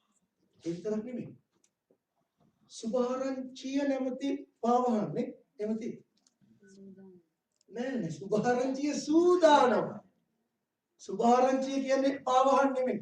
සුභාරංචිය සූදානම්. ඒ කියන්නේ අපි ඕන වෙලාවක සූදානම්ව සිටින්න ඕනේ සුභාරංචිය ප්‍රකාශ කරන පිණිස. ඒ කියන්නේ අපි හැම වෙලාවෙම සුභාරංචියක් ව සිටින්න ඕනේ. තේරුණාද? සූදානම් කියන්නේ ඒකයි. සූදානම්. සුභාරංචිය නෙමෙයි. readiness. සපතු තියන්නේ යුද්ධ කරනකොට කකුල ආරක්ෂා කරගන්න. මොකද ඒක තුවාල වුණොත් අපිට යන්න වෙන්නේ නොන්ඩි ගම. ඊට පස්සේ කියනවා ඇදහිල්ල නැමැති පලිහ ෂීල්ඩ් එක. ඇයි ඒ ෂීල්ඩ් එක? අපේ ඇදහිල්ලේ නිර්මාතෘ කවුද? යේසුස් වහන්සේ. ඇදහිල්ල කියන්නේ යේසුස් වහන්සේ. ඒකට ඇයි අපිට ඇදහිල්ල ගන්න කියන්නේ? එයින් මොකද්ද කරන්න පුළුවන් කියලා කිව්වේ? සතුරාගේ ගිනි හෙලි. ඒ කියන්නේ සතුරා එවන ගිනි හෙලි මොනවාද? අපි යුද්ධ කරන්න ඕනේ ගොඩක් වෙලාවට යම් කිසි කාරණයක් උදෙසා. ඒක පුද්ගලික දෙයක් වෙන්න පුළුවන්, පොදු දෙයක් වෙන්න පුළුවන්. උදාහරණයකට ඔයගොල්ලෝ හිතන්න සුභාරංචිය ප්‍රකාශ කරන්න ඔයගොල්ලෝ යනවා ලාචපල්. යන්න ඉස්සෙල්ලා ඔයගොල්ලෝ ආත්මික යුද්ධ කරනවා ඒට ඉහළින් තියෙන අන්ධකාර දුෂ්ට මුලාදෑනින්ට විරුද්ධව. හරිද? ඕක විරුද්ධව යාඥා කරනකොට සතුරා කියනවා "නී ඔබ ගුරු වැඩ ඔබ හරියන්නේ නැහැ. ඔබ නිකන් සුරංගනා කතාවෝ කියලා සුභාරංචිය කියලා මිනිසුන් අරන් එන්න. මේ නිකන් ඒ මොනවද කරන්නේ? ගිනි හෙලි එවනවා සැකය නැමැති. ඒකට මොකද කරන්න ඕන? ඇදහිල්ල නැමැති පලිග. ඇදහිල්ල. නෑ වචනේ කියලා තියෙනවා. මේක කරන්න. යේසුස් වහන්සේ කිව්වා මේක කරන්න. මම අදහන. ඇදහිල්ල නැමැති පලිගේ අර ගිනි හෙලිමම වළක්වනවා. නැත්නම් ඔයගලන්ට ප්‍රශ්නයක් තියෙන වෙලාව. ආත්මික යුද්ධ කරනවා. එතකොට සිතුවිලි මොනවද? ඕවා කරලා හරියන්නේ නැහැ. ඕක ওই ප්‍රශ්නට ඔහොම කරලා හරියන්නේ ඔය ප්‍රශ්න අර වගේ කියලා අර වගේ කරන්න මේවා කරලා හරියන්නේ නැහැ කියලා. මේ සිතුවිලි වෙනවා. එතකොට මොකද කරන්නේ? ඇදහිල්ල තියෙන්න ඕනේ වළක්ව ගන්න. තේරුණාද? මේ ඔක්කොම ආයුධ තියෙන්නේ අපේ ආරක්ෂාවට. හෙල්මට් එක, බ්‍රෙස්ට් ප්ලේට් එක, බෙල්ට් එක, සපත් එක, පලිය මේ ඔක්කොම තියෙන්නේ අපේ ආරක්ෂාවට. අපිට තියෙන එකම ප්‍රහාරකාවිය කඩුව කියන්නේ දෙවියන් වහන්සේගේ වචනය ඒක විතරක් නෙමෙයි. නිකන් වචන නෙමෙයි. මේක අතේ අරන් ගිහලා හරියන්නේ නැහැ. මම කඩුව අතේ අරන් ආවා. යකා ඔයගේ සමහර අය යක්කු දුරු කරනවා බයිබලෙන් කියන. මම දකලා යක්ෂයාට මෙහෙල දඟලනකොට බයිබලෙන් තියෙනවා. අනේ මේකෙදි බලය නැහැ. නැත්තම් එහෙමනම් මේකේ බලයක් තියෙනවා. මේ පුස්තකයන් වහන්සේ බයිබලයේ කියන්නේ කොළ ටිකක් print කරපු. බලේ තියෙන්නේ මොකේද? ඒක ඇතුලේ තියෙන වචනය සුද්ධාත්මයෙන් පූර්ණ වෙලා අපේ කටෙන් එළියට එනකොට මොකද වෙන්නේ? අන්න ඒකේ තියෙනවා බලය. යකා ඒකට බයයි. සතුර විනාශ කරන එකම අවිය අපව කියවන්න. සුද්ධාත්මයන් වහන්සේගෙන් පූර්ණ කියන්නේ.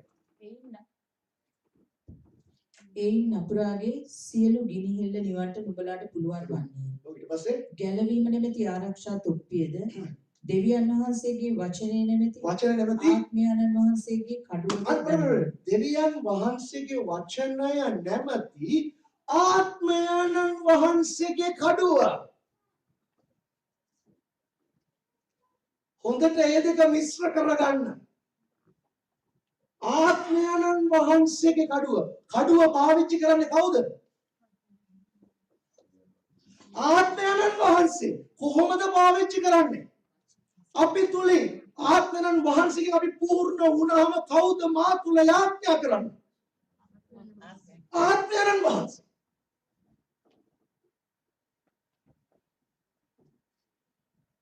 තේරුණා?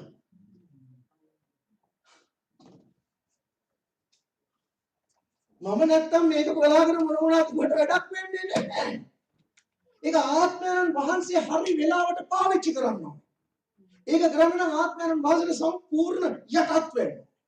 සම්පූර්ණ මගේ ජීවිතේ පාලනය ආත්මයන් වහන්සේට තියෙනවා. මේ ආත්මික යුද්ධ කියන එක නිකන් අපේ අය ජෝක් එකකට අරගෙන. අද ආත්මික යුද්ධ කො මිනිස්සු hina වෙනවා සමහර වෙලාවට. ඇයි දන්නවද? ඒක ජෝක් එකක් කරලා. ඇයිද? දකින්න යකාව ගැට ගන්නවා. ඊසෝගේ නම මම්මෝ ගැට ගන්නවා. මම ඊසෝගේ නම මම්මෝ ගැට ගන්නවා. ගැට ගහපු විදිහට යක්කු ඉතුරු වෙන්න බෑ. ගැට ගහනවා. එහෙම ගැට ගහන්න බෑ.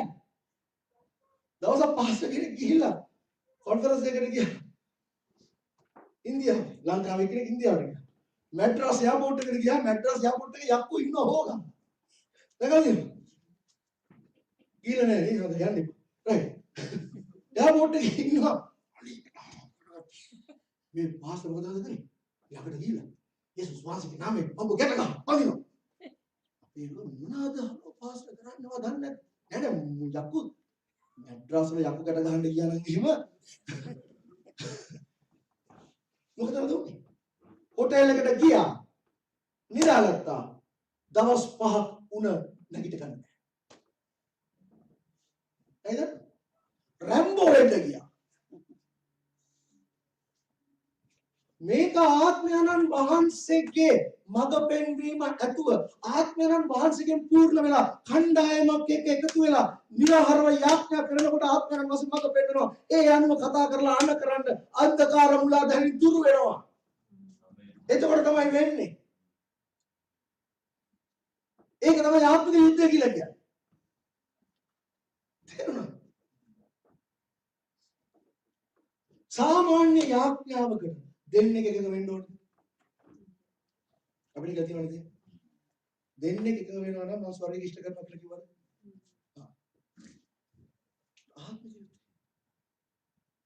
මේ කතා කරන්නේ සභාවට. පුද්ගලිකව නෙමෙයි. මේ කතා කරන්නේ සභාව ගැන. මෙතෙන් එන්න ඉස්සලා පාවුලතුමා හැදුවා ඔක්කොගෙම ජීවන රටාවනේ හස්බන්ඩ්ස්ලා, වයිෆ්ස්ලා, ළමයි, මාස්ටර්ස්ලා, සේවකයෝ ඒ ඔක්කොම ළඟම ජීවන රටාව කොහොමද තියෙන්නේ කියලා පෙන්වන්නේ. ඇයි මේ පෙන්වන්නේ? ඒව නැතුව මේක කරන්න බෑ. අපේ ජීවන රටාව හරියට තියෙන්න ඕන. මේක ජෝක් එකක් නෙමෙයි. ඕගොල්ලෝ ගන්නද වැඩ?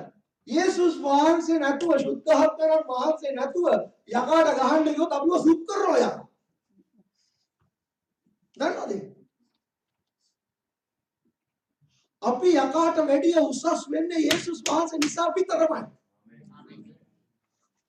අපේ ශක්තිය නෙමෙයි. අපිව හක්කේ තියලා දෙමාරි. නිකන්. දැන් මාතුල ඉන්න තරන් වහන්සේ ලෝකයේ ඉන්න තරන්ට වැඩිය බලවත්. ආමේන්. එනිසා මොකද වෙන්නේ? ඒ සුද්ධාත්මෙන් පූර්ණ වුණාම යකෝ අපිව දැක්කම දුවන.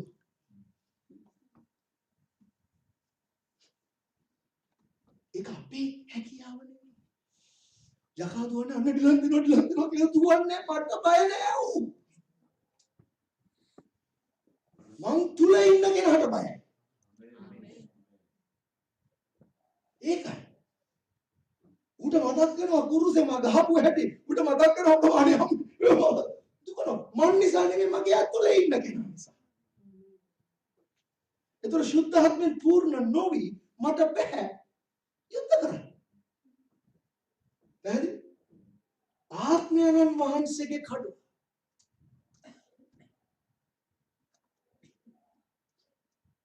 ඒ වෙලාවට මම මේක අත්දැක්කා. මේක අත්දැක්ක සෑහෙන උඩ ලෙවල් එක.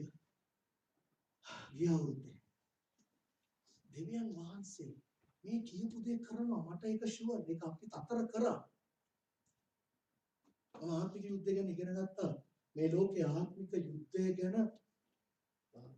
වැඩිපුරම නැත්තම් සභාවට පොවපු 16 හිටියා. මොරිස් සෙරල්ලෝ කියලා හරිද? මම එයාගේ සේවයට සම්බන්ධ වෙලා අවුරුදු 3ක් මම සේවය කරා. සෙරල්ලෝගේ සේවය. එතන තමයි මම ආත්මික යුද්ධය ඉගෙන ගත්තේ අවුරුදු 16කට ඉස්සෙල්ලා. මම ඒ සේවයට ගිහිල්ලා එක එක තැන්වල ලංකාවේ තැන්වල ආත්මික යුද්ධය දීලා තියෙනවා. නමුත් ගිය අවුරුද්දේ තමයි දෙවියන් වහන්සේ මට හරියටම පෙන්වුවේ. මොකද ආත්මික යුද්ධ කියන්නේ? උන්වහන්සේ කොහොමද යුද්ධ කරන්නේ? උන්වහන්සේ ඊශ්‍රායලයකට කිව්වා නිසලව සිට මම ස්වාමීන් වහන්සේ බව දැනගන්න. උන්වහන්සේ කිව්වා මම නුඹ වෙනුවෙන් යුද්ධ කරන්න. මම රාසකේ මන්දර මම කතාව කිව්වද කියලා මම ආපහු කියන්නම්. යසාය 42 පොඩ්ඩක් බලන්න.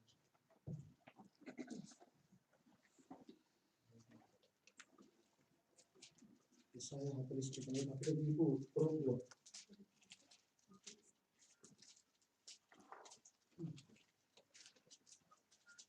දෙවියන් වහන්සේ මේ අවුරුද්දට දීපු පොරොන්දුව 10 වෙනි පදේ ඉඳලා කියනවා. මොහොතට බැස යන්නේ. එහි පිරී සිටින සියල්ලෙනි. දිවයින් හා එහි වැසියෙනි. ස්වාමින් වහන්සේට අලුත් ගීතිකාවක්ද පොළොස් සීමාවේ සිට උන්වහන්සේගේ ප්‍රශංසාවද ගායනා කරමු. කාන්තාරයේ සහ එහි නුවර වර්ග කේදාර්වරුන් වාසය කරන ගම්ද ශබ්ද නගත්වා. පර්වතවල වැසියෝ ඔල්වර හඬ දෙත්වා. කඳුමුදුන් වල සිට මොර ගසත්වා. ඔහු ස්වාමින් වහන්සේට ගෞරවයේදී උන්වහන්සේගේ ප්‍රශංසාව දිවයින් වල ප්‍රකාශ කෙරෙත්වා. ස්වාමින් වහන්සේ බලවන්තයෙකු මෙන් නික්ම එනසේක. උන්වහන්සේ යුද්ධකාරයෙකු මෙන් ජ්වලිතේ උපදවන සේක. උන්වහන්සේ කෑගසා එසේ තදින් මොරගසා තමන්ගේ සතුරන්ට විරුද්ධව බලවන්තකම් කරන සේක. මොකද වෙන්නේ? අපි උන්වහන්සේට ප්‍රශංසා කරනකොට නමස්කාර කරනකොට උන්වහන්සේගේ නාමය උස්සස් කරනකොට උන්වහන්සේ මොකද කරන්නේ? යුද්ධකාරයෙකු මෙන් නැවෙනවා.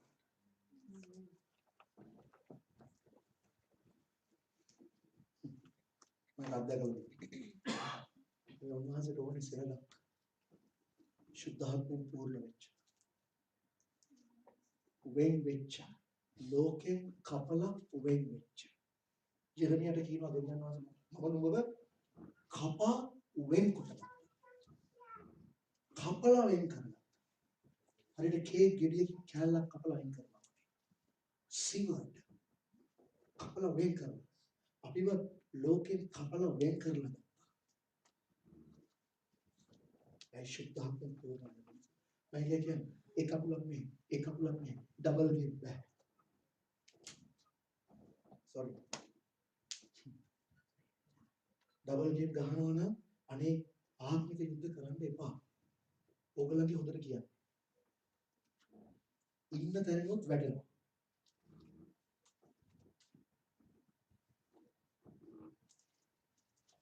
right. ජීවිත හදාගන්න. ඒකයි ප්‍රධාන දේ.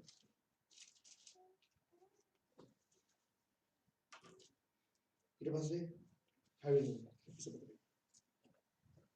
සියලු යාඥා වලින්ද ඉල්ලීම් වලින්ද සියලු කාලවලදී ආත්මයන්න් කරන කොටගෙන යාඥා කරපල්ලා. දැක්කද? සියලු යාඥා කියලා තියෙනවා. ඇයි සියලු යාඥා කියන්නේ? සියලු යාඥා කියන්නේ. විවිධ වූ යාඥා වර්ග තියෙනවා. මොනවාද යාඥා වර්ග? Intercessory prayer, warfare prayer. මම යාඥා ගැන උදාහරණයක් දුන්නා. යාඥා තියෙනවා. සියලු යාඥා. සියලු කාලෙදී කියලා තියෙනවා. සියලු කාලවලදී යාඥා කරන්න කියලා. සියලු කාලවල. යාඥාවට සීසන්ස් නැහැ. මේක මම යාඥා කරන සීසන් එක නෑ. සියලු කාලවලදී. සියලු කාලවලදී සියලු යාඥා. ඊට පස්සේ praying always with all prayer and supplication in the spirit. යාඥා කළ යුත්තේ ආත්මයන් වහන්සේ තුලයි. ආත්මයන් වහන්සේ නැතුව මොලෙන් නෙමෙයි. ලියාගෙන නෙමෙයි. කටපාඩම් කරලා නෙමෙයි. ආත්මයන් වහන්සේගෙන් ස්පිරිට් එකෙන් ෆීල් වෙච්ච යා. right. යම් සුභාරංචියක් නිසා මම තානාපතියෙක්ව බැඳුම ලැබ සිටින්ද ඒ සුභාරංචියේ රහස දැන්වීමට බය නැතුව මාගේ මුඛය අරින ලෙස කතාවේ බලය මට ලැබෙන පිණිසත් මා විසින් කතා කරන්නට යුතුව තිබෙන හැටියට ඒ ගැන බය නැතුව කතා කරන පිණිසත් සියලු ශුද්ධවන්තයන් ගැනද මා උදෙසාද නොකඩවාම සියලු ඉල්ලීම් වලින් අවදිව සිටපල්ලා. යාඥා කරන්න කියලා කොහොමද කියන්නේ? යාඥා කරන හේතු කිව්වා.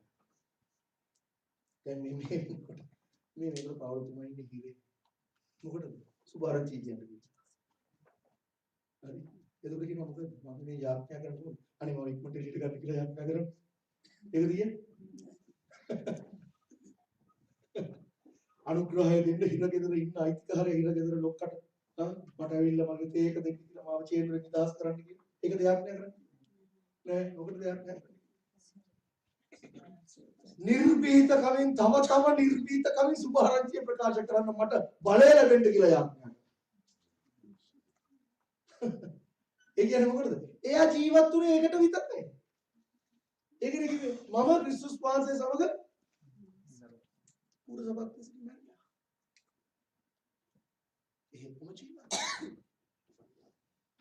නමුත් මානව ක්‍රිස්තුස් වහන්සේ මාතුල ජීවත්.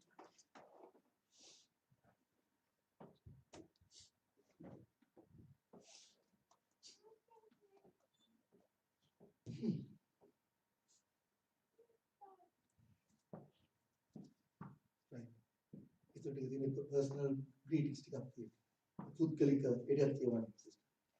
නමුත් මාගේ කාරණාත් මා සිටින්නේ කෙලෙසද කියා නුඹලා දැනගන්නා පිණිස ස්වාමීන් වහන්සේ තුල ප්‍රේමවන්ත සහෝදරයාද විශ්වාස සේවකයාද වූ තුකීකස් සියල්ල නුඹලාට දන්වනවා ඇත. මේ අදහස පිණිසම එනම් නුඹලා අපේ කාරණා දැනගන්නා පිණිසත් ඔහු නුඹලාගේ සිත් සනසන පිණිසත් ඔහු නුඹලා වෙතට එවීමි. පිය වූ දෙවියන් වහන්සේගෙන්ද ස්වාමී වූ යේසුස් ක්‍රිස්තුස් වහන්සේගෙන්ද සමාදානයත් ඇදහිල්ල සමග ප්‍රේමයක් සහෝදරයන්ට වේවා. අපගේ ස්වාමී වූ යේසුස් ක්‍රිස්තුස් වහන්සේට අවංකකමින් ප්‍රේම කරන්නා වූ සියල්ලන්ට අනුග්‍රහය වේවා. අනුග්‍රහය දුන්නේ කාටද? අවංකකමින් ප්‍රේම කරන්න විතරයි.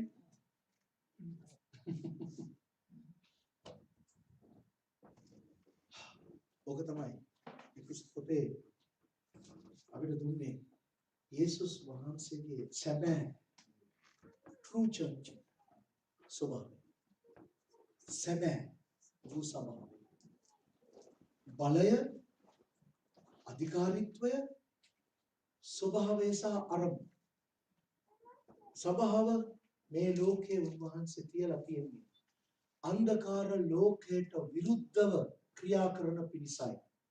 යේසුස් වහන්සේ ප්‍රකාශ වුණේ යක්ෂයාගේ සියලු ක්‍රියා විනාශ කරන පිණිසයි. යකාට හොඳින් ඉන්න දෙන්න නෙමෙයි. යකාට උගේ පාඩුවේ ඉන්න දෙන්න නෙමෙයි. යකාගේ රාජ්‍යය විනාශ කරන පිණිසයි.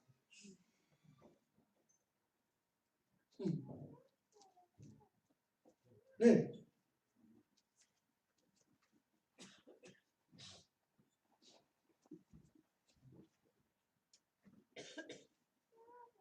යකාට බයද?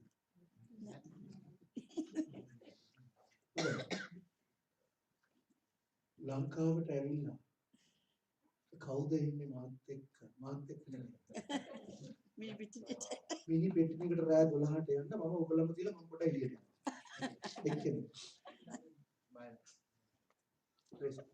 ජේසුස් වහන්සේගේ නමෙන් කියනවා. සමහර අයට ලයිට් ඔෆ් කරලා බුදිය ගන්න බයයි. ඒ ක්‍රිස්තියානි.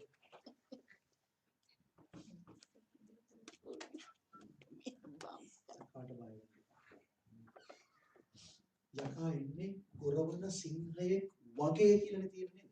ඌ සිංහයෙක් නෙමෙයි. ඌ පූස් පැටි. ඌ ඥාව් කියා ගන්නත් බෑ. ඌ චීස් කියලා කියන්නේ. හැබැයි ඌ පෙන්වන්න හදනවා ඌ සිංහයෙක් කියලා. තේරෙනවද? ඌට ඇති බලයක් නැහැ. අපි ඉස්සර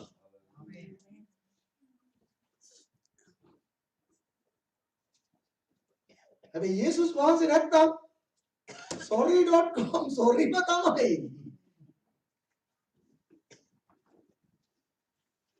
ඒ නිසා අපිට choice එකක් නැහැ. අනිවාර්යයෙන්ම යේසුස් වහන්සේ තුල ඉන්නම ඕනේ. තේරුණාද? ලෝකාකාර වෙන්න බෑ. ලෝකාකාර වෙච්ච ගමන් ඌට අයිති දෙයක්. අර කේන්ති ගියත් නේද? මම කිව්වා නේද? ගියපා. ඊළඟ පද මොකක්ද තියෙන්නේ? හා? ඒ වයින් ඉස්සලා එක මෙයා කරගන්න. ඊට පස්සේ එතන අනුතරංගීමක් තියෙනවා. වෝනින් එකක් තියෙනවා කතාව කියන්නේ. යක්ෂයාට ඉඩ නොදෙල්ලා කියලා. හා. ඒ කියන්නේ යක්ෂයාට අයිති දෙයක් අපේ ජීවිතය තුළ තියෙනවා නම් ඒක යක්ෂයාට ඉඩ දීමක්. හරිද? යක්ෂයාට ඉඩ දීම. එහෙම තියාගෙන යුද්ධ කරන්න කිව්වොත් මොකද වෙන්නේ? ධර්මිෂ්ඨකම තියේද? සත්‍යතාවය තියේ. නෑ නේද? බ්‍රෙස්ට්ප්ලේට් එකක් නෑ, බෙල්ට් එකක් නෑ. මොකද කරන්නේ? මොකද වෙන්නේ? ගුටි කනවා. ගැලවීම නැති වෙන්නේ නෑ. ඒක තියෙන්නේ. ඒක තුවාලනේ. මේක යුද්ධයක්. මේක ආත්මික යුද්ධයක්. අපි සභාවක් හැටියට කිරි බොනවා කාලයක්. හරිද? ඊට පස්සේ සභාව යන්න ඕනේ. කිරි බොන කාලය පහු කරලා ඝන ආහාර ගන්න. ඝන ආහාර අරගත්තාම ටික කාලයක් ගියාම ශක්තිමත් වෙලා ඊළඟට යනවා ආක්‍රමණය කරන්න. කවද ආක්‍රමණය කරන්නේ? යක්ෂයාගේ රාජ්‍ය.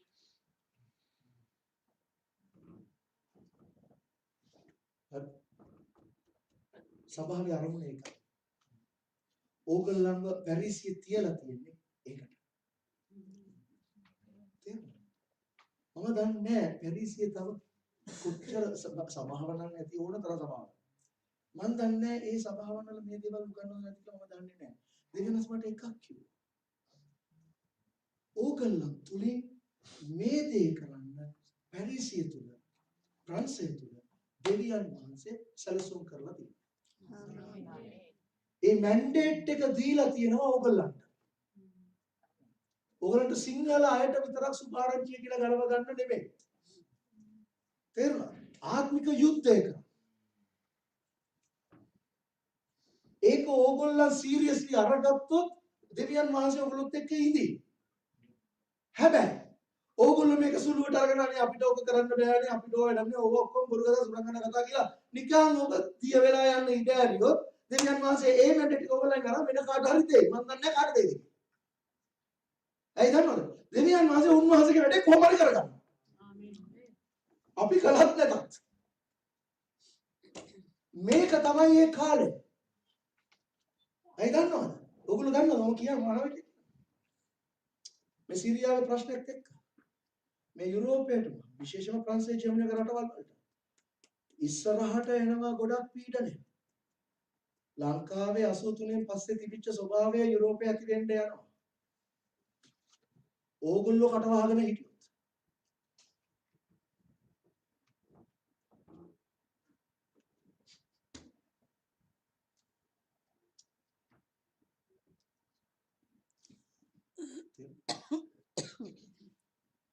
දෙවියන් වහන්සේගේ සෙනඟ නිදියගෙන හිටියොත් යකාඩේ ගන්නට